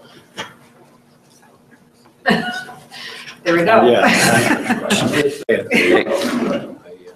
Question's been called. All those in favor signify by saying aye. Aye. Those opposed, same sign. Motion carried with one recusal. And so then small water project program. I'll move the small water projects. Okay, moved by Commissioner Geis, seconded by Commissioner Wagner, that we approve the project, level 3 project amendment for small water project program. Any discussion on the motion?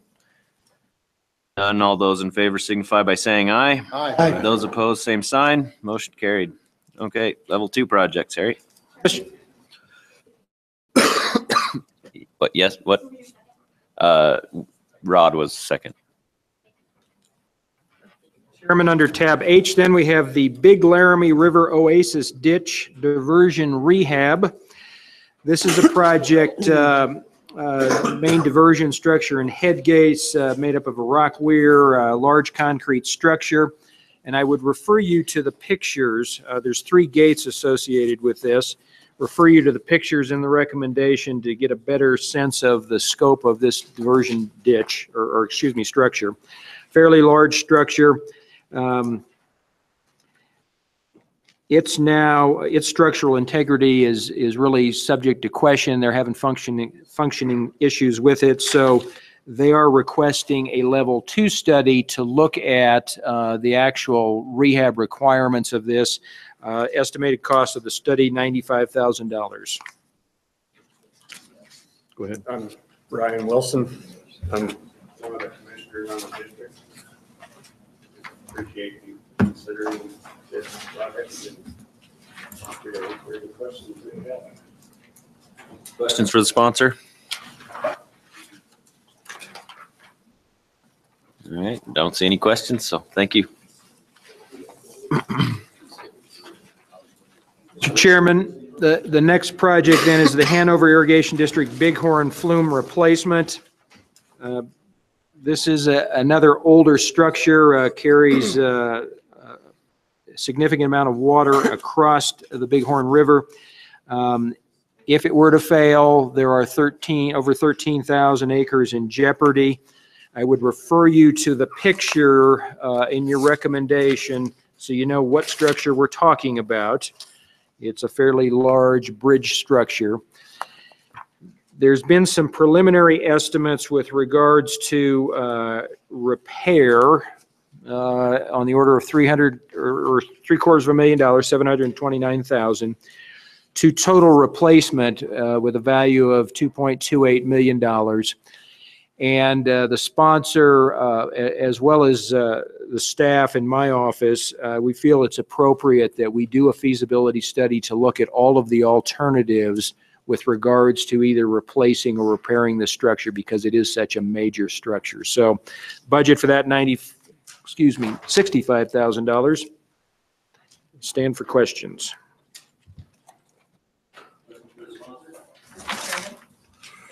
Alan? So are we funding the study or funding the replacement? I'm just confused on what we're doing. Study. Mr. Chairman, this request is for a level 2 feasibility study. These are all studies we're talking about now because we're into level 2, so. Any other questions? Mr. Chairman. Sure, Bud Fallon. So if I'm looking we're on Hanover, we did a master plan in 2016. Why wasn't this included in the master plan? Mr. Chairman, it was included in the master plan and identified as a problem for the district. And so now the question has really come up of, should it be repaired? What's the likely life of repairs? Or should it be based? And that takes a more extensive analysis than you would find in a master plan. Correct. Bridge, is it a county road or what is it?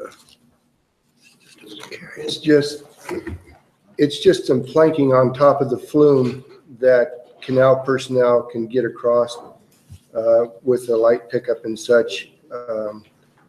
It's not a county road. It's just for the canal use. Oh, I guess what I'm asking is it a public property? No, sir. No, it is not. Go ahead and identify yourself. I'm John Sherman. Good morning again with the Hanover Irrigation District. And while the potential cost of a new flume could be large, the Hanover realizes that the cost of the refurbishment is also large, and we would like to not only be good stewards with our money, but also the state's money, and that's why we would like to explore the possibilities of as far as value and life expectancy, and given the fact that we are dealing with over an 80-year-old structure. We'd like to entertain any questions that you have. Any questions, any further questions for the sponsor? All right, looks like we're done with you. Thank you. Okay. Thanks. Mr. Chairman, the next project under tab J is the Silver Lake Dam Rehabilitation Project. This dam, 1955 or enlarged in 55, dates back into the 1920s, stores 2,152 acre feet when it's operational. It has the unfortunate geographic characteristic that it is now located within a wilderness area. And so for the last year or so, there's been concerns about the outlet structure. The outlet structure is not operable. And so in talking with the sponsor, the recommendation is that we look at the entire facility with regards to a feasibility study. Because of its age, it may have other issues besides just the outlet structure issue. And so we need to adequately characterize what all of the issues will be. We know the outlet structure needs to be repaired. How that would be done, don't know. And then we have this issue with wilderness area. And I'll let the sponsor talk about those particular issues. But at some point, if there are significant repairs required, it will require the use of heavy equipment. That, at least on the surface, is not allowed within wilderness areas, so it will require some negotiations potentially with the Forest Service to acquire that, or if we're able to. They have the ability to make exceptions, but they rarely want to use that. So we believe at this point in time that a full feasibility study should be done on this facility. The budgeted price for that is $250,000. Questions of the sponsor. Commissioner Seekin. Is it currently being used, or because there's some problems that's not being used, I guess? Yes, Commissioner, it is currently being used. We receive water off of it, but we do not, we don't have the ability to control the water like we really need to. So, follow-up question. So I guess why are no assessments being done? If it's actually in use, why are there no assessments or revenues being taken in? If I make a little statement, Commissioner, and I'll address that. State your name, would you please? My name is Susie McNevich. I'm the president of the Silver Lake Irrigation District. Chairman Little, members of the commission, and select water. My name is Susie McNevich, and with me is Frosty Kittle, representing Silver Lake Irrigation District. Thank you for your consideration today, and a great thanks for the Level 1 study of the New Fork. Silver Lake Dam was identified in need of repair in that study. It made us aware of possible funding for repair of the Silver Lake Dam. We have not been able to properly utilize the storage of this reservoir because of a need to repair the headgate and dam. The breach of this dam would cause catastrophic flooding of Highway 353, destroying homes, life, and a bridge in its wake. It would remove the ability of 13 water users to beneficially irrigate their property. We understand the wilderness designation is a potential issue. Meetings with the Forest Service have been very positive due to the age of the reservoir, the permitting, and the hazardous nature of a dam breach. The Wilderness Act that allows for repair and for access to that dam to maintain and repair that dam. And then to your question about assessments. Really, the only maintenance that we would ever need on that facility was WD-40 and a handsaw. So, and because of the nature of it and the nature of us having to fix the structure now, it's a lot larger. But it is just wear and tear on that dam. The first dam was created on Silver Lake in the 20s. It was repaired in 37 and then again in the 50s. So it definitely precedes the Wilderness Act, which actually gives us some legs to be able to access this, this dam, which is the irrigation district's property, and we are totally permitted with the Forest Service on this. We have all easements.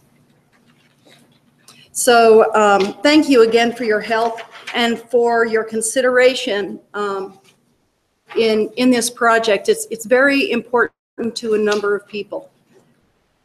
And Chairman, I would be happy, or Frosty would be happy to answer any questions that you folks might have about this project.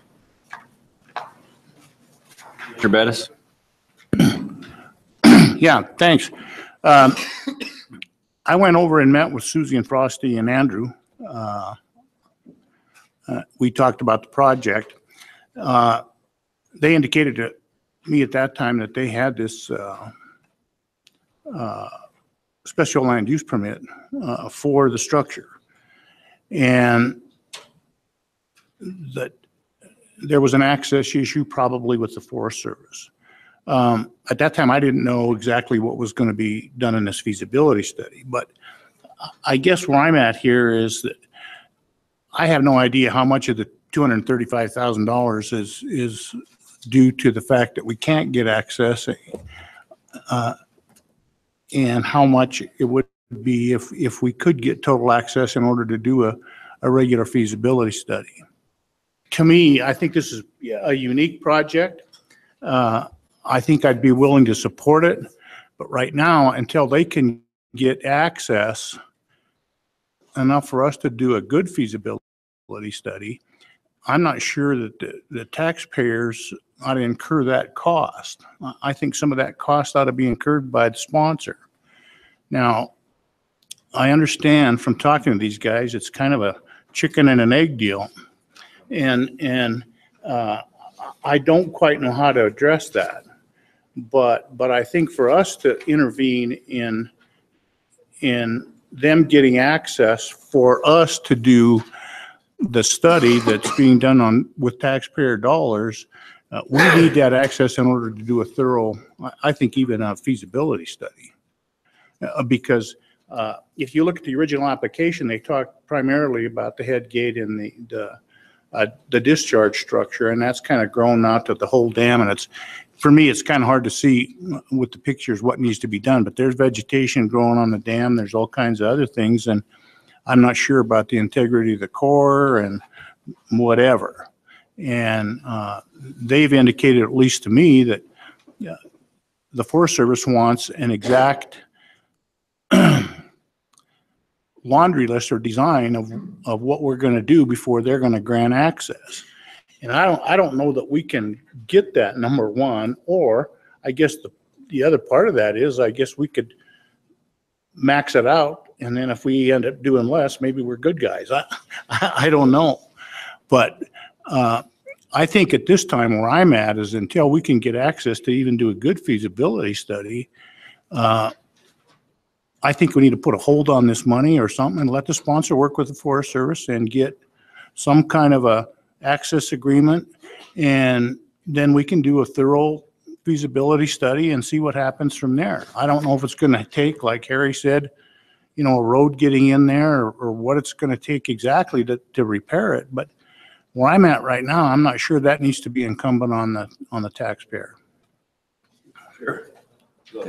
Commissioner Bettis and I talked about this last night, and I had similar concerns, but based on the comments of President Miknovich and, the description here in the bottom half of that third paragraph on page 1, and the director's recommendation, I think it is kind of a chicken or egg thing, and I think you've done some preliminary work to feel comfortable, as I understand it, with the Forest Service's position at this time, such as it can be.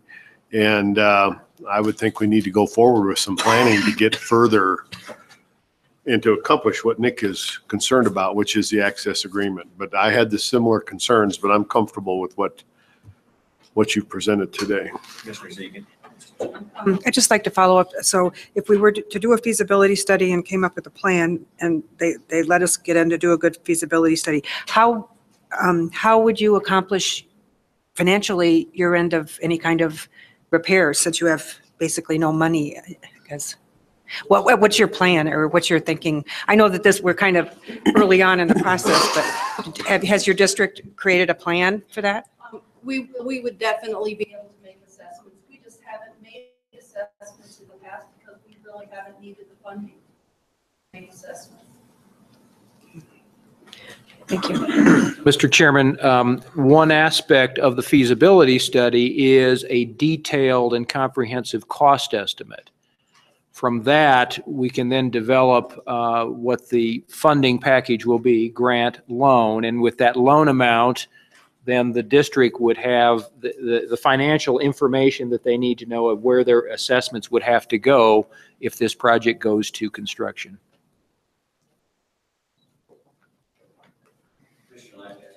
Little, and so is the Forest Service ranger favorable right now? Very favorable, yes, Commissioner. Okay. Any other questions for the sponsor?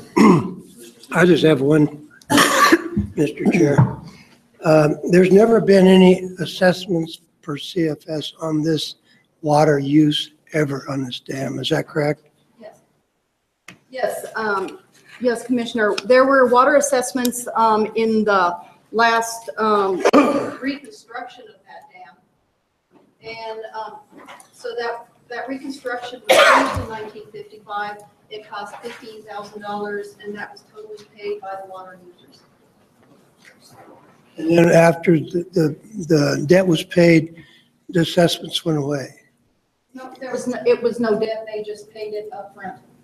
Yes, so there was no, they just assessed, each of the users, assessed the users. Then the debt was paid to the person who, the company that fixed that fixed the dam. I guess I'd bring up one more thing. And in talking with Andrew and Susie and Frosty, the state engineer dam safety had this dam originally classified as non-hazard. Low hazard. Huh? Low hazard. And there has been, to my understanding, some residences built along the creekway, which now would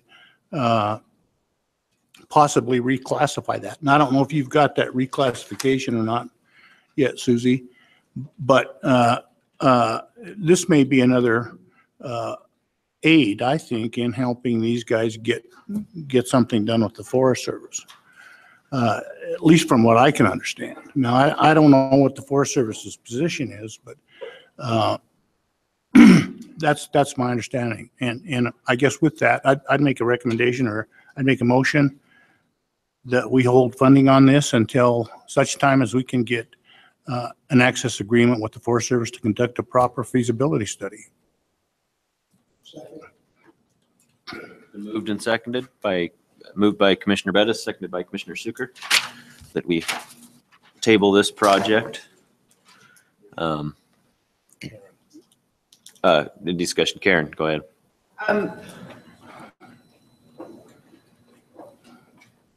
I guess maybe a question on the motion. I don't want these guys to have to wait another full application season. If they talk to the Forest Service and the Forest Service next month says, we'll give you access in there, and we don't have the funding in place, these guys would have to wait a whole nother year to be able to get it, make a new application to us, get in, start over. I mean, I don't mind if you want to say we're not going to spend any money until the Forest Service agrees that they can get in there and work that. I think that's okay. But I think to just simply not fund the application and, the Forest Service gives them the access, in the next 2 months, then you're delaying them a whole year to be able to get started again. And I'm not sure I think that's fair. Mr. Chairman, Commissioner, what if we put a hold on it till we have our January meeting?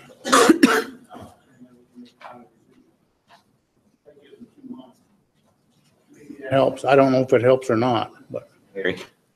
So, Mr. Chairman, so first off, access can be had. It just has to be by foot or horseback right now. I mean, it's not a total prohibition on access.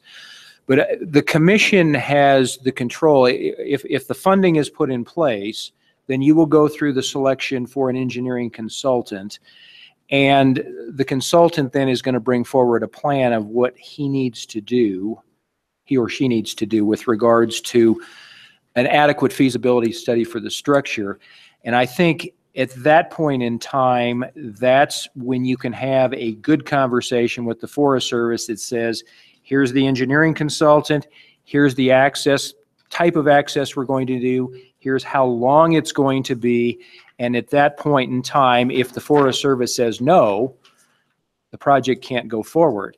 And the contracts that we issue for our consultants are cost reimbursable. So if suddenly we get to a point in time and the Forest Service says you cannot access this facility with this drill rig or whatever is required, then we can step back from there.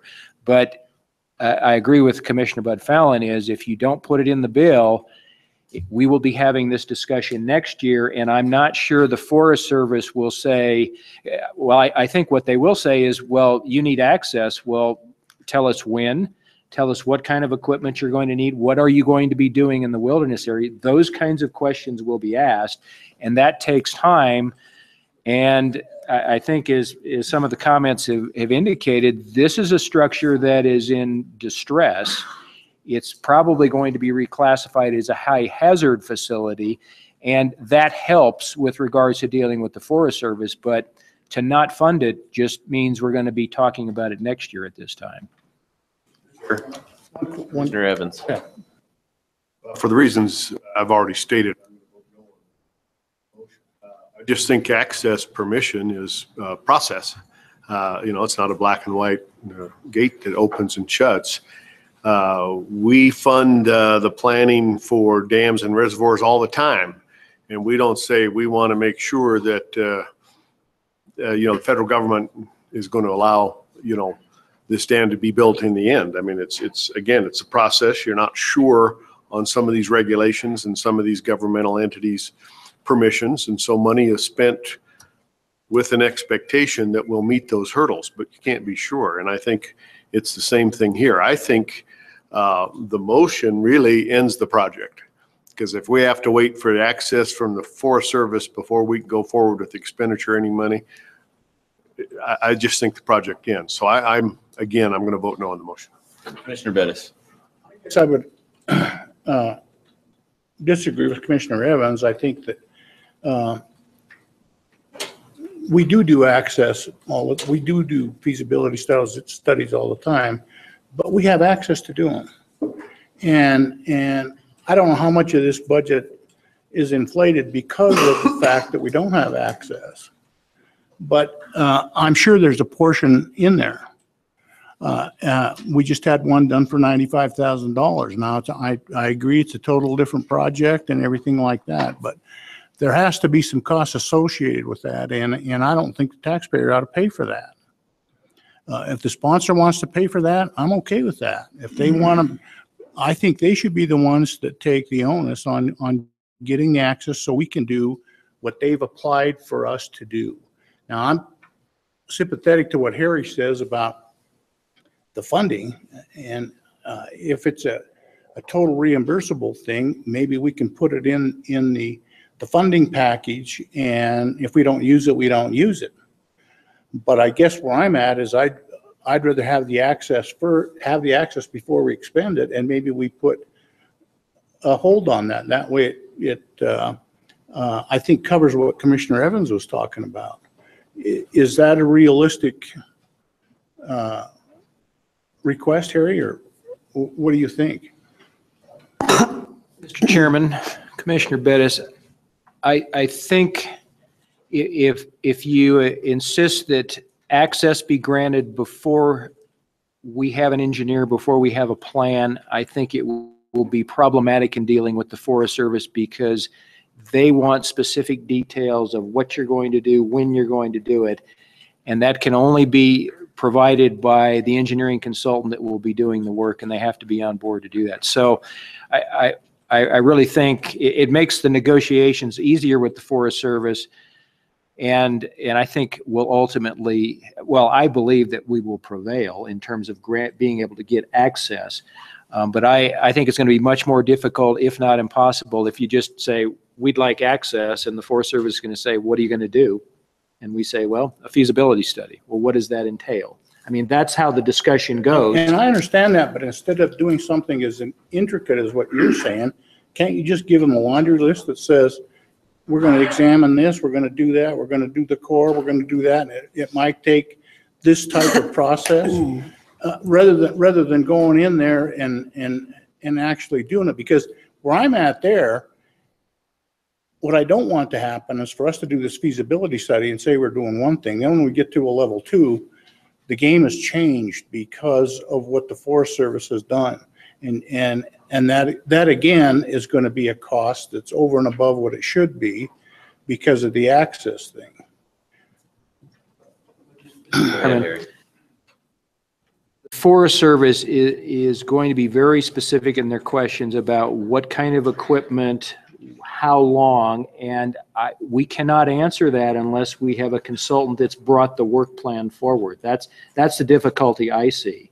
When we give the study to the sponsor then takes it to the Forest Service? Mr. Chairman, the way I would envision this project working is the consultant is retained by Water Development.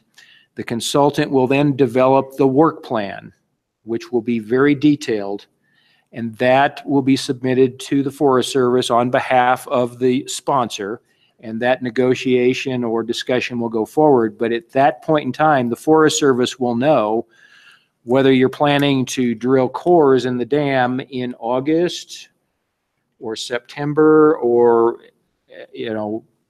I'll just, to be facetious, in January. I mean, all of those, they will consider all of those questions and issues before they grant permission to access.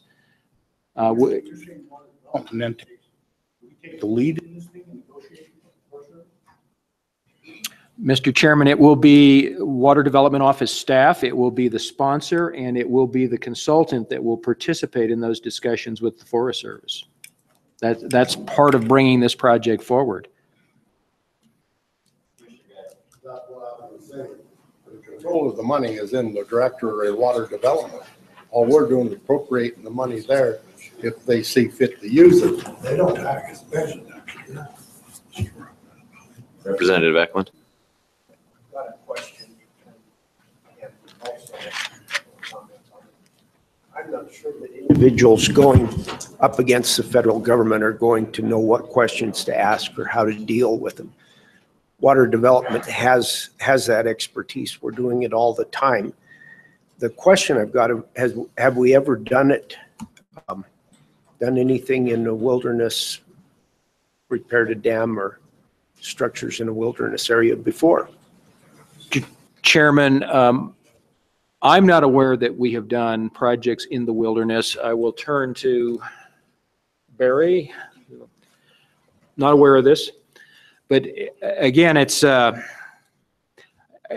issue that this project faces. It's a difficulty this project faces, but I don't think that should be reason to put the project on hold. And again, in our dealings with the Forest Service, and I'm hearkening to Middle Piney Reservoir, these folks they want to know exactly the activities that will take place and when they will take place and when you're going to be out of it, the wilderness. And without that information, I do not believe you'll get access with at least equipment.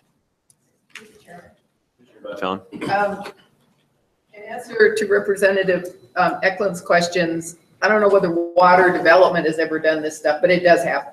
I mean, I've worked on cases where ranchers and other landowners have gotten into a wilderness with equipment to be able to repair stuff. It's a pain in the behind.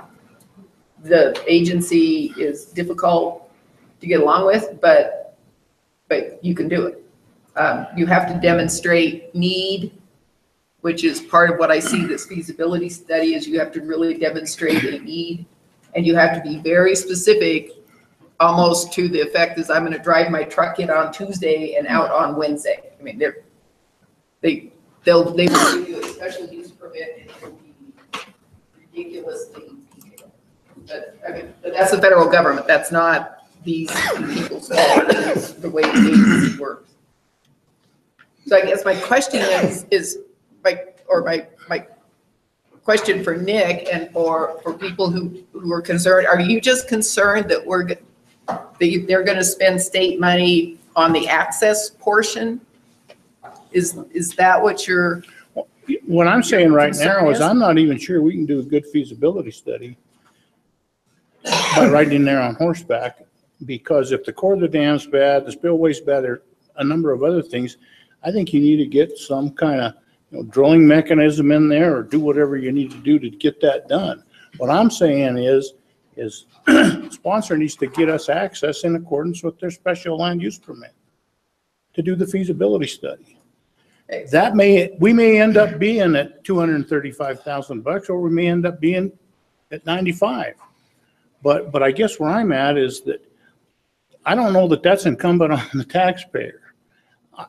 This is an extraordinary case, I'll grant you that, because under normal circumstances, access is already available to do a good feasibility study. But if we get to, and we do a feasibility study, and then we start a level 2 study and or a level 3 design, and all of a sudden we get in there and something is wrong, and that is due to the fact that we couldn't do what we needed to do in the feasibility study, then I think the taxpayers are going to be liable for that kind of money, and I don't think they should be. Well, but Nick, I think the way then this would work is that we would authorize the feasibility study. Our engineer, the selected consultant, would come up with their plan. You give it to the Forest Service. The Forest Service says no deal, no access. Then we need to reassess funds and re-revert the rest of the funds. I mean, I think that's the way that it needs to work. But I've read thousands of special use permits with the Forest Service. Their special use permit isn't going to get us where we need to be the way these things are written. That's not, when you do a special use permit, it is very narrow to what you need. And they're not going to be able to just take that and say, here, Forest Service, we're going to use our current special use permit. The Forest Service is going to grant a permit to say you can take in your drilling equipment or your dynamite or whatever that, I don't know how they do these, whatever the heck they do with these things. No, I Commissioner agree with Seekin. what you're saying. Oh, sorry, go ahead, Jeanette. I was just going to ask you, would you comfortable if we recommend to the legislature that we appropriate the money for this, and then we hire the consultant, and like Harry says, they come up with a work plan, and that process to get the work plan is $10,000. I'm picking a number out of the hat. And so everyone takes, we've got a product that we've spent, which is, it's not the feasibility study, it's what it's going to take to get a feasibility study, but we've had to expend $10,000. And the Forest Service says no. Then I would think Harry would come back and say, this $200,000 is going to go back into the account because we've spent $10,000 and we can't go any further. Yeah, I'm okay with that. I guess where I'm at right now is that these guys have I think, a unique special land use permit because it's in perpetuity. They have the right to do maintenance and stuff. But I don't know if you've written a letter and requested that you want to do maintenance study and you're going to approach the Water Development Commission for money to get that done, and you'd like access to do a feasibility study. Have you done that? Commissioner, no, we haven't, because that would make it moot. In order for them to give permission, they have to know exactly what is going to go onto the wilderness. In order to do that, they will want to know exactly what tools are going to be used, tool by tool, not only mechanized vehicles, but tools. It's called a tool study. That's what the Forest Service does. I understand where you're saying.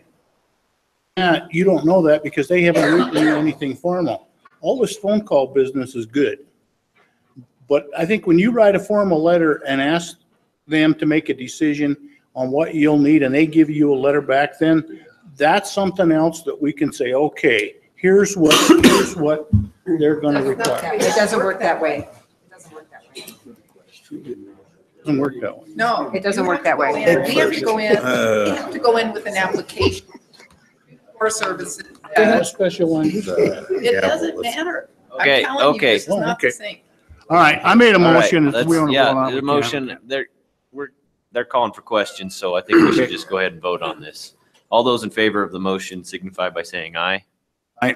Those opposed, same sign. No, Motion failed. Okay, I make a new motion that we take the director's recommendation and we get the consultant and we go in and do the feasibility study, and that won't cost that, I don't think it'll cost that much money. And then they have control of the dollars and they'll know whether to go ahead and spend it or not to spend it. Second time. do you want to include the other two projects in Yeah, the I'll do all motion of as them. well? Do the Yeah, block? what the heck. Is that appropriate with the second? Okay, moved by Commissioner Geis, seconded by Commissioner Suker, that we approve all level 2 projects with the director's recommendation in account 2. Any discussion on that motion? Question. All those in favor signify by saying aye. Aye. Those opposed, same sign. Motion carried. All right. Where are we at? I have no idea. Executive session. I'll tell you. Oh, we're at, I've lost my agenda. There it is. Oh, here it is. Okay. To the back.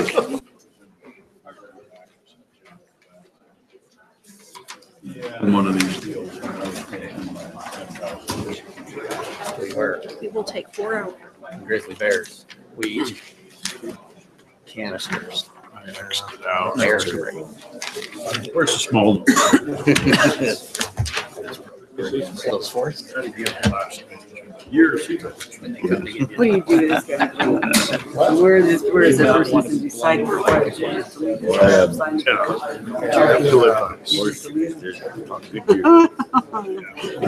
Well, I want to make sure and know what who we all want to invite into this. Now, church area out there, but Information. select.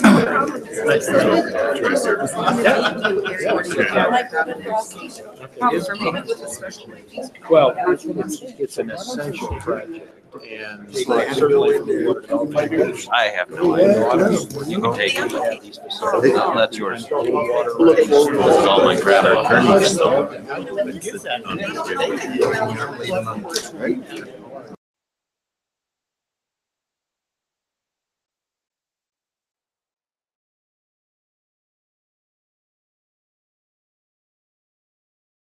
Let's move ahead with our meeting.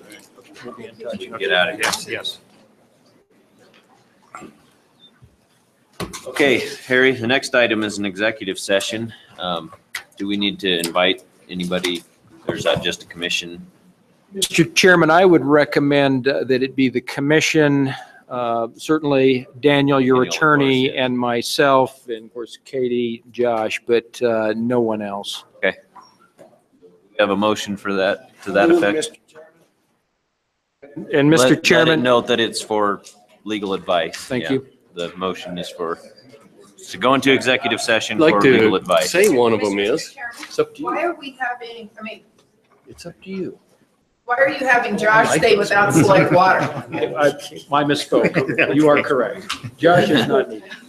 Josh is more important than select water, obviously. I was just- Well, Harry, Okay. I would just say that's your recommendation, but guys, if this is legal advice and it's gonna end up with an appropriation at some time down the road, It's not. good. All right. Okay.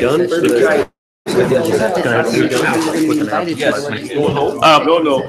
Committee, select water, just, so I know, do I have everybody's travel vouchers? So I can get them to Josh. I think I got everybody's, but if you haven't given them to me, I need them. So, thank you. Okay.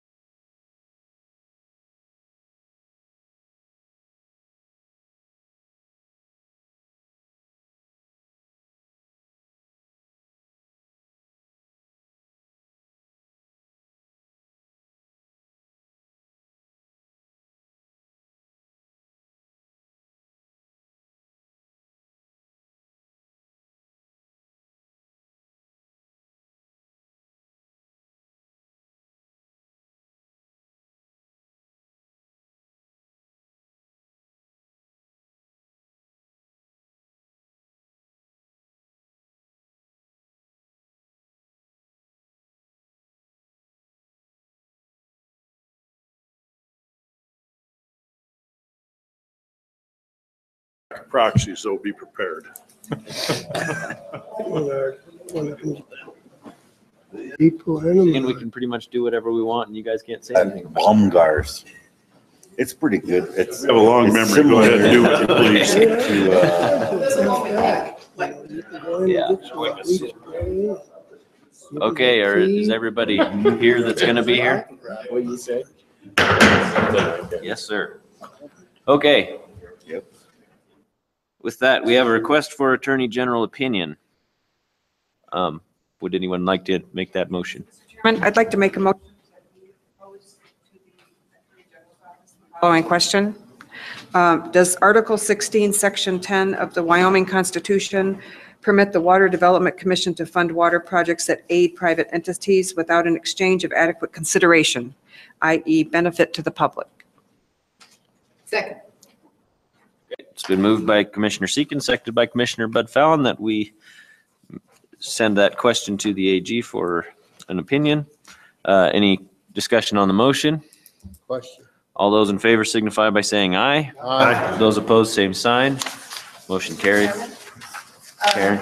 We do have some background and a written copy of the motion. I would ask that the director distribute that to Select Water so that they've got the full information about what we did. There you go. And perhaps email that out to the members of Select Water who aren't here.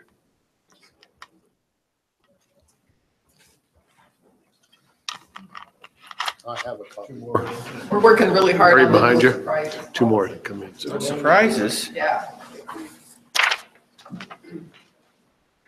That's our background and our ages. Question. I do now, yeah. Go on, we're good. This is just a rehash of the Constitution here, huh? Background. This is the question. Okay. Article 16, Section 10, permit the water. Okay, with that, we've got director's comments. Harry? Mr. Chairman, I wanted to make you aware of a letter that I have received. All I gotta do is find the letter.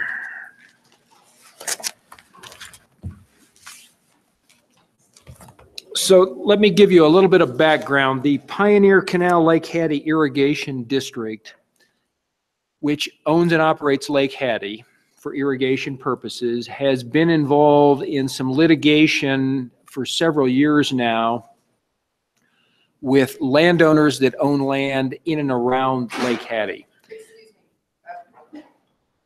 Are you asking, I want to disclose and see if I need to leave before you get started? My law firm represents the landowners in the litigation, so I don't know, do I need to leave?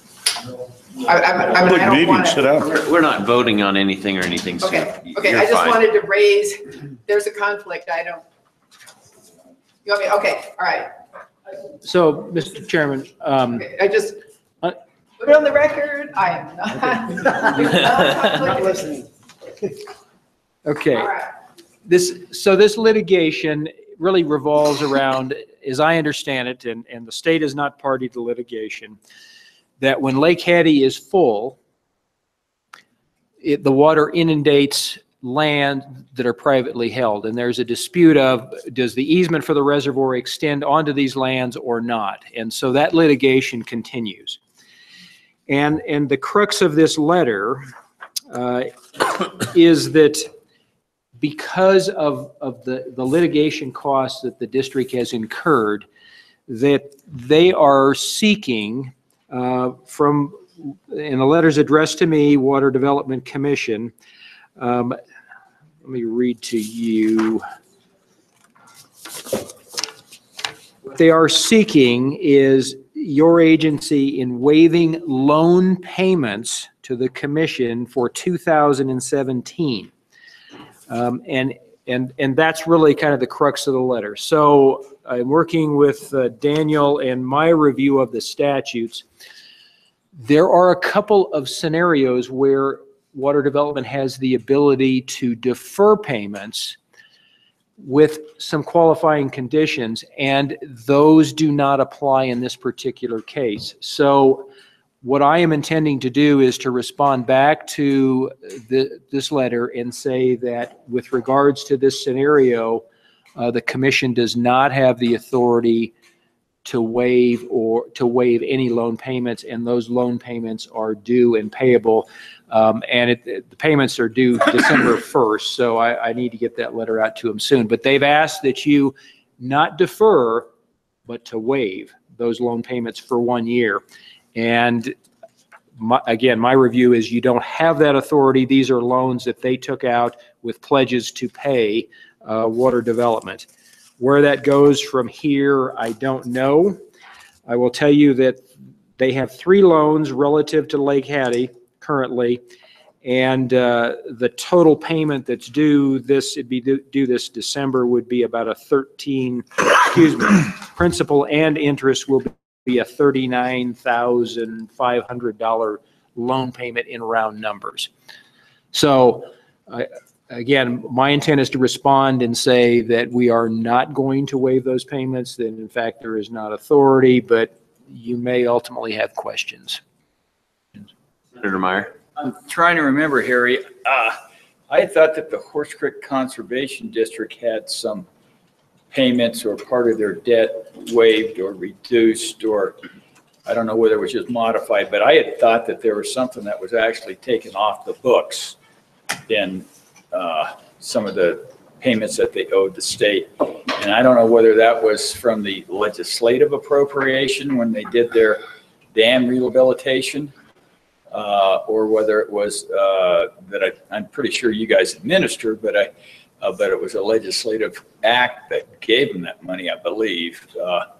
But what's refresh my memory on what I'm forgetting. So, Mr. Chairman, I don't recall the details there, but certainly I believe that the legislature has the authority to reset that loan or change the terms of the authorizing legislation. But the request to me at this point in time is for Water Development Commission to waive those payments.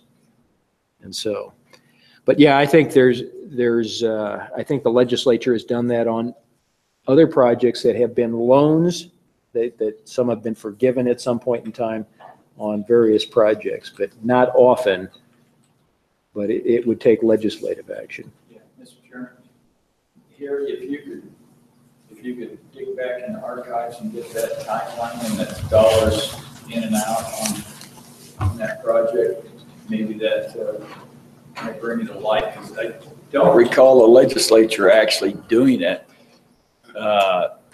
The original money went out when Doug Chamberlain was in the House, and then I think this waiving actually occurred in the 90s when I was in the Senate, but I can't recall how it occurred. So, Mr. Chairman, just are you talking about the reconstruction of Hawk Springs Reservoir? Yeah. Yeah. Okay. But it might have been, Mr. Chairman, it might have been the loan prior to the dam safety loan and agreement that we had. Yeah. So that's the only information item I have for you. So I will be writing that letter. I will copy the commission on that. But certainly my review and the Attorney General's office review is you do not have the authority to waive payments. Questions on that? All right. Well, next item is future meeting schedule. Looks like we've got a meeting on the 10th and 11th, and Select Water's got one on the 12th. Mr. Chairman? Question. Sure.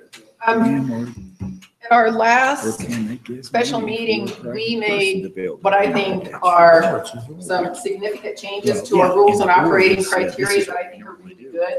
Have those been presented to Select Water? Because the only person that was there was Larry, and I think Select Water ought to know what we did.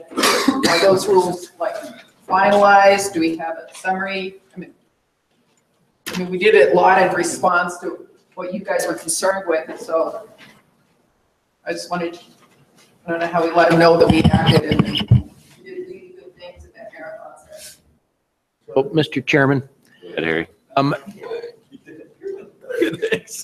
So status of the rules package is that it has been submitted to the Secretary of State's office, which then starts a review process, not only in the governor's office, but through the management council of the legislature. So it's now going through that. Once they are approved, I'm assuming they will be approved, then we've got to start a public outreach effort to say, okay, the rules have been changed, here's what has happened. And we've got to do that on the 2 operating criterias, which were changed and are now approved and in effect. And so I wanted to get through this meeting. We've been the staff has been pushing to get everything in front of you for this meeting. So now we're going to go back and develop that public outreach, which will probably have some press releases. And certainly for Select Water, I think it would be appropriate to provide them copies of all 3 of those documents. So that's my intent.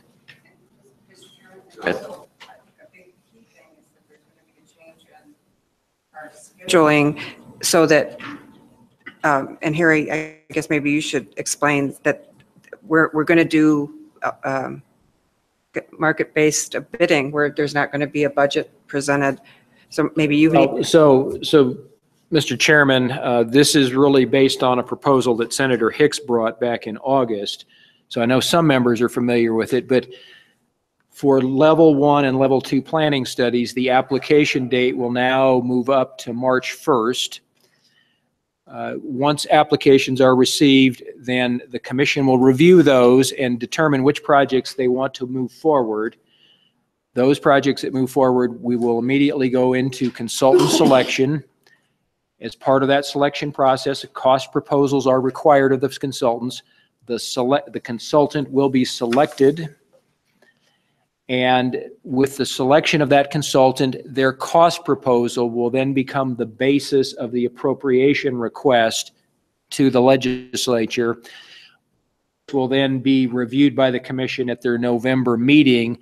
But again, the budget will be established based on the consultant's cost proposal as it goes forward in the omnibus planning bill. So that's now in place with regards to the change in the operating criteria. And then level 3 projects, the application period's been moved up from October 1 to September 1, just to give staff a little bit additional time to review those. But level 3 remains largely the same, but the big change will be with studies. And so we will be using a cost-based analysis from the consultant that's going to do the work. That will become the basis of the appropriation.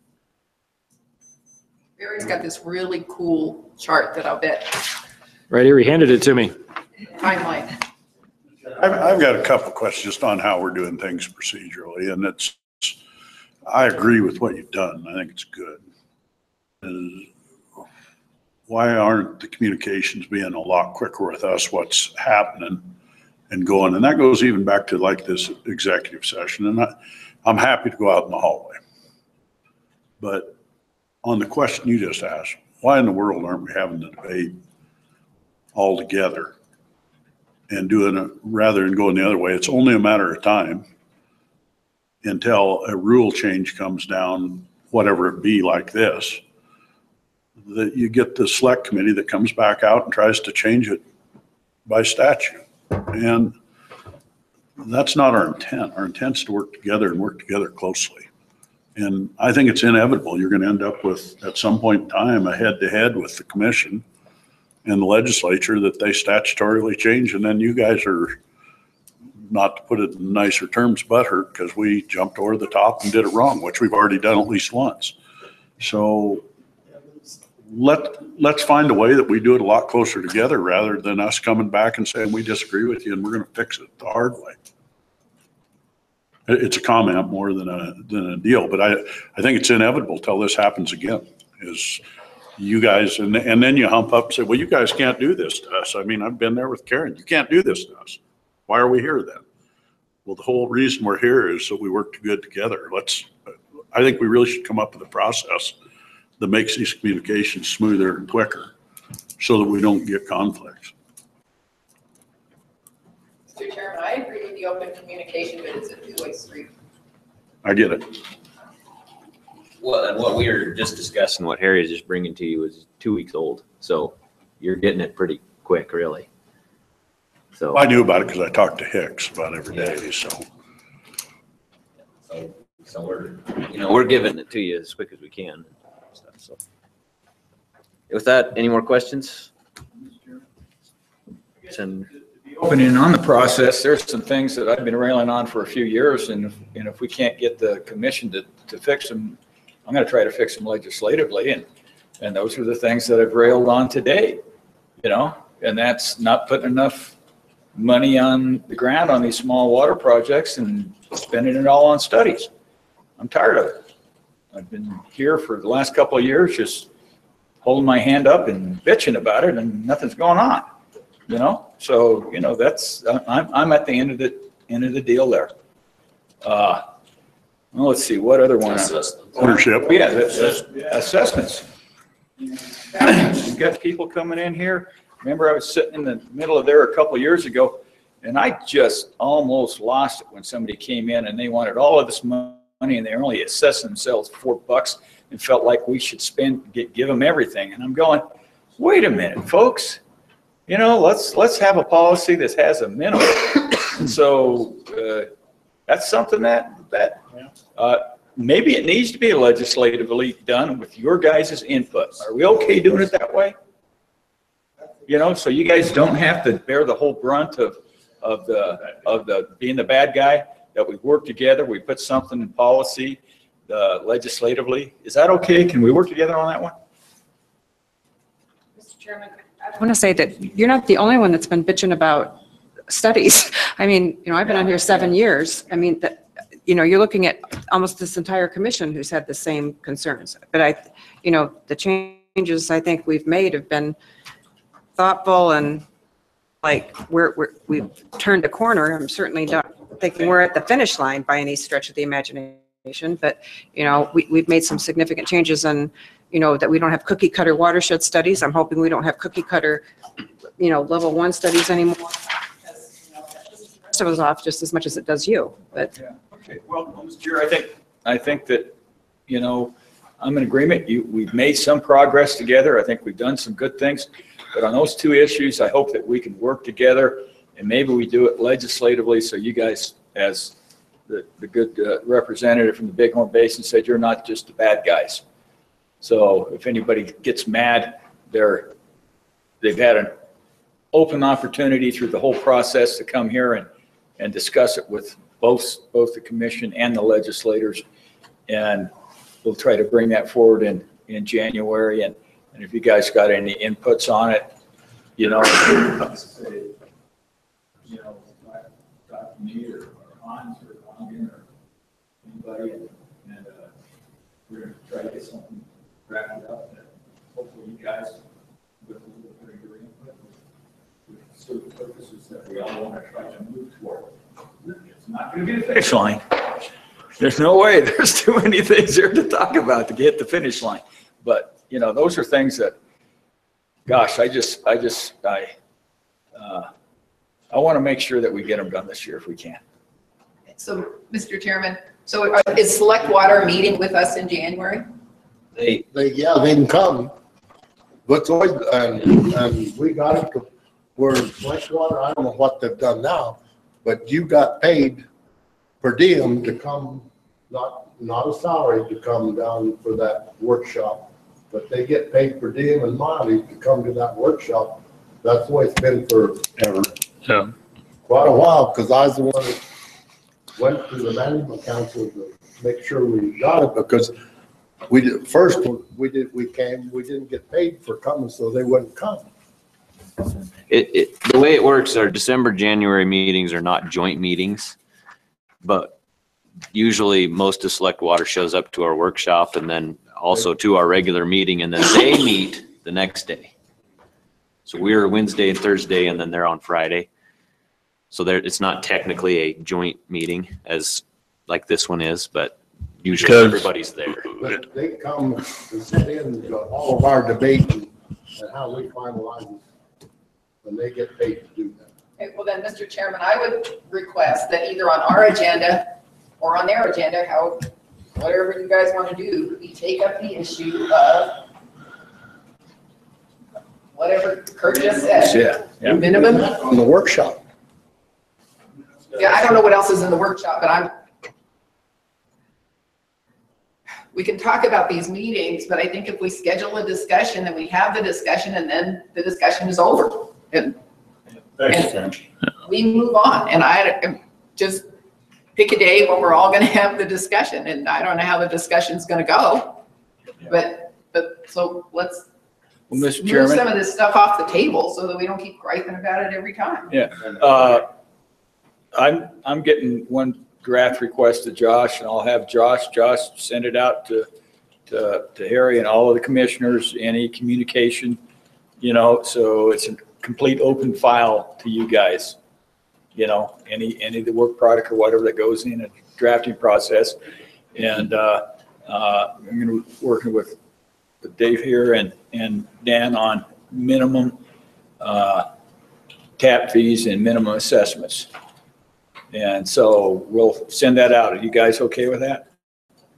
Yeah. So we'll send that out, and Hans and Ogden, I don't know, you guys are working on All other water. stuff. You could do the same stuff on your things? Yeah, absolutely. Yeah, okay. Okay. All right. Yeah, so we'll look at the here, we'll do that in January, then we got a meeting date, and we can. There was Mr. Chairman, there was we made a change 2 weeks ago with watershed studies and small water projects. I'm not sure if that's something that Select Water knows either, so. Right, yeah, it's the operating criteria documents, so. I guess some of the things that have been, we've all got the same heartburn. Some things we've been addressing, and I guess I don't want that to be lost, that we have been addressing some of those things, and we made some big changes in August after much hair pulling, but so. I think you guys did a lot of work on the tap fees, so. And also small water projects and watershed studies and things like that. We made huge steps. So I just don't want that to be lost. No, we appreciate it. So. Harry, a question I've got is that you recently changed your rules on small water projects as far as having to have a small watershed study to access the small water program.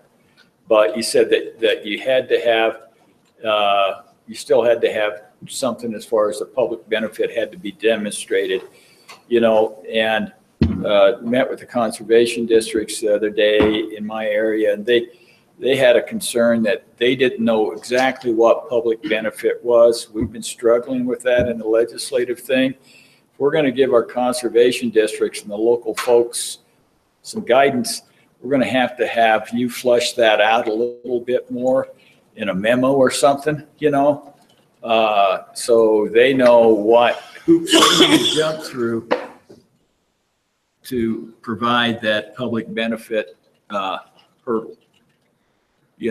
And that's something that I don't know how you do it, but saying that they have to do it and then not knowing what it is, that's problematic. They need to have a little more meat on the bones. Sure. I'd like to go a step further, and I asked for it earlier on public benefit. Needs to be part of the application. Says here's what our criteria are and here's our rules. Needs to be on the actual application. Here's what it is. It doesn't do any of us any good to sit and have public debates on public benefit at every meeting. The same is true for ownership in these districts. It's the same thing I'm asking is when you fill these out, there needs to be sideboards that you understand. It's that way on everything else you do is here's what it takes to qualify. Here's the boxes to check. And if you can't check them, you don't qualify. If you think it's gray, then you need to come to the commission and deal with it. But we need a checklist, and I insist on it. If it's not, I can assure you I will bring a bill that says that that's going to be there, because otherwise we're going to have an endless string of arguing what it is, and it changes as we change on these deals. So we need to have a definition, and it needs to be part on the website or the application process of what's required. Otherwise, you put some poor guy out there from an irrigation district that they're trying to be on the spot to explain what they're doing, and that's hard to do. I just did that with the Gillette deal. I brought some landowners up here and I'll never do it again. It's beyond what those guys ought to be doing. And that's true for the people applying this. They really need to have a set of sideboards that they can rely on that says, I don't qualify or I do. If I don't, then you won't see those bad applications show up. One quick question, Harry, you and I had this discussion about these applications.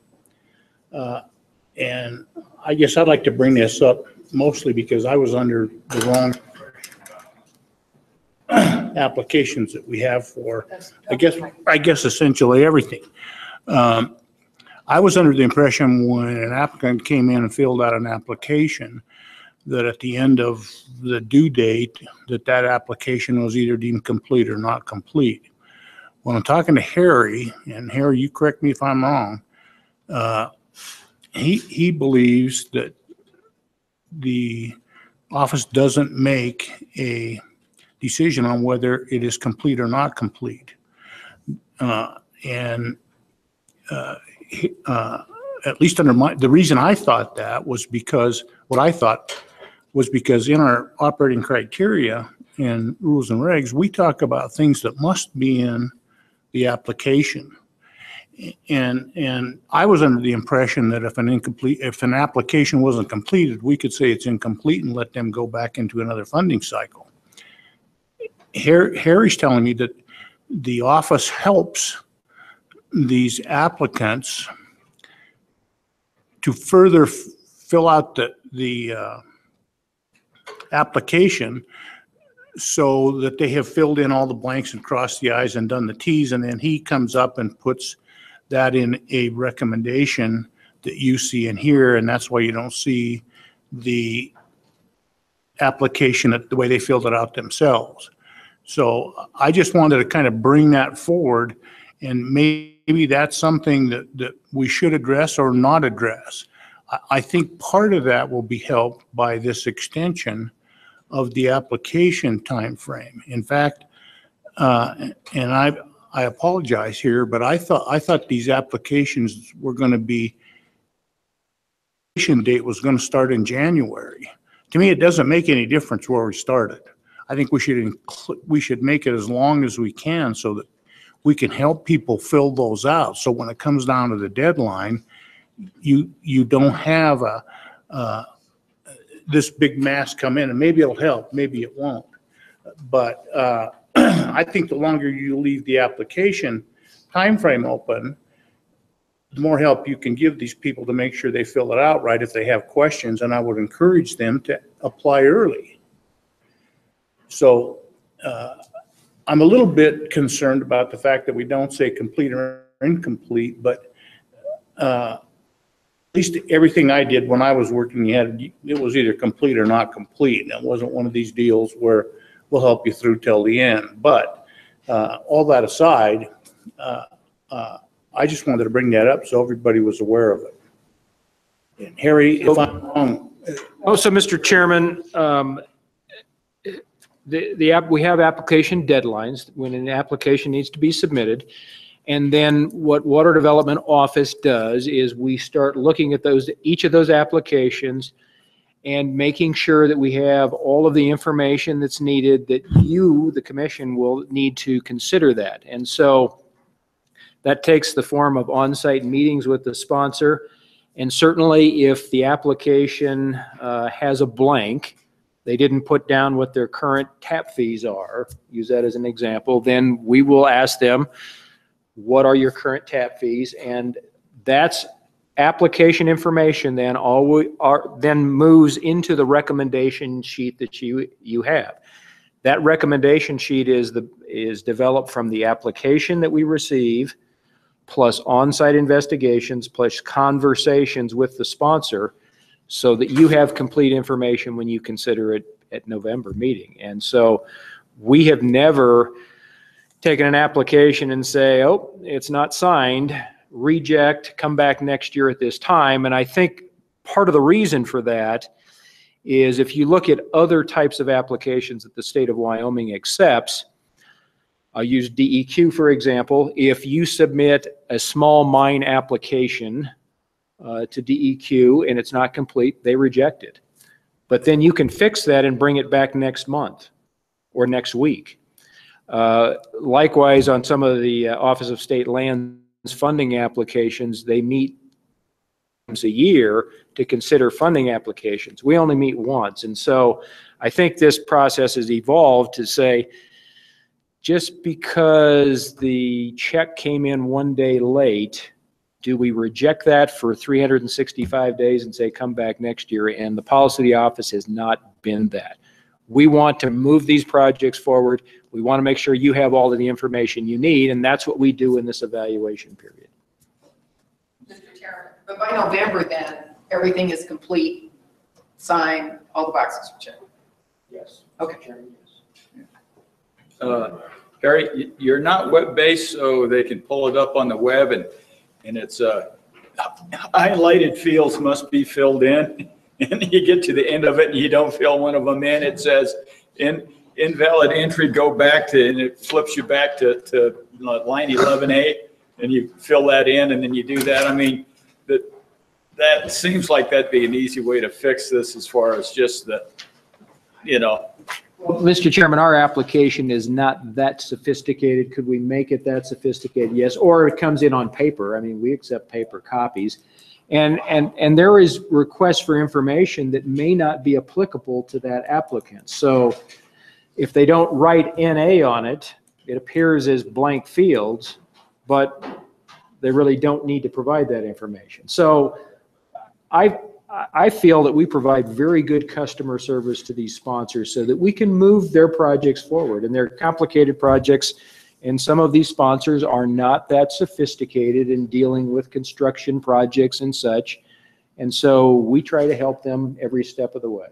And that includes then when we get an incomplete application. Mr. Seekin. Says, but by the time you make the recommendation, you in the office have determined with the help, and I hope we provide help to sponsors, especially those who are not that sophisticated or have the technology in their office or their one-man shows or whatever. But all of the areas that we require in our rules, criteria, and whatever, those have all been answered. There's not like some hanging fruit out there that we don't know the answers to. Is that? That recommendation form that you see that we've been going through in the last couple of days is that compilation of all of the material information that we believe the commission needs and wants. Anything further? All right, with that, we can adjourn if somebody wants to make Move to adjourn. Second. Moved by Commissioner Butterfield and seconded by Commissioner Seekin that we adjourn meeting. Any discussion? All those in favor signify by saying aye. Aye. Those opposed, same sign. Motion carried. Meeting adjourned. Rod?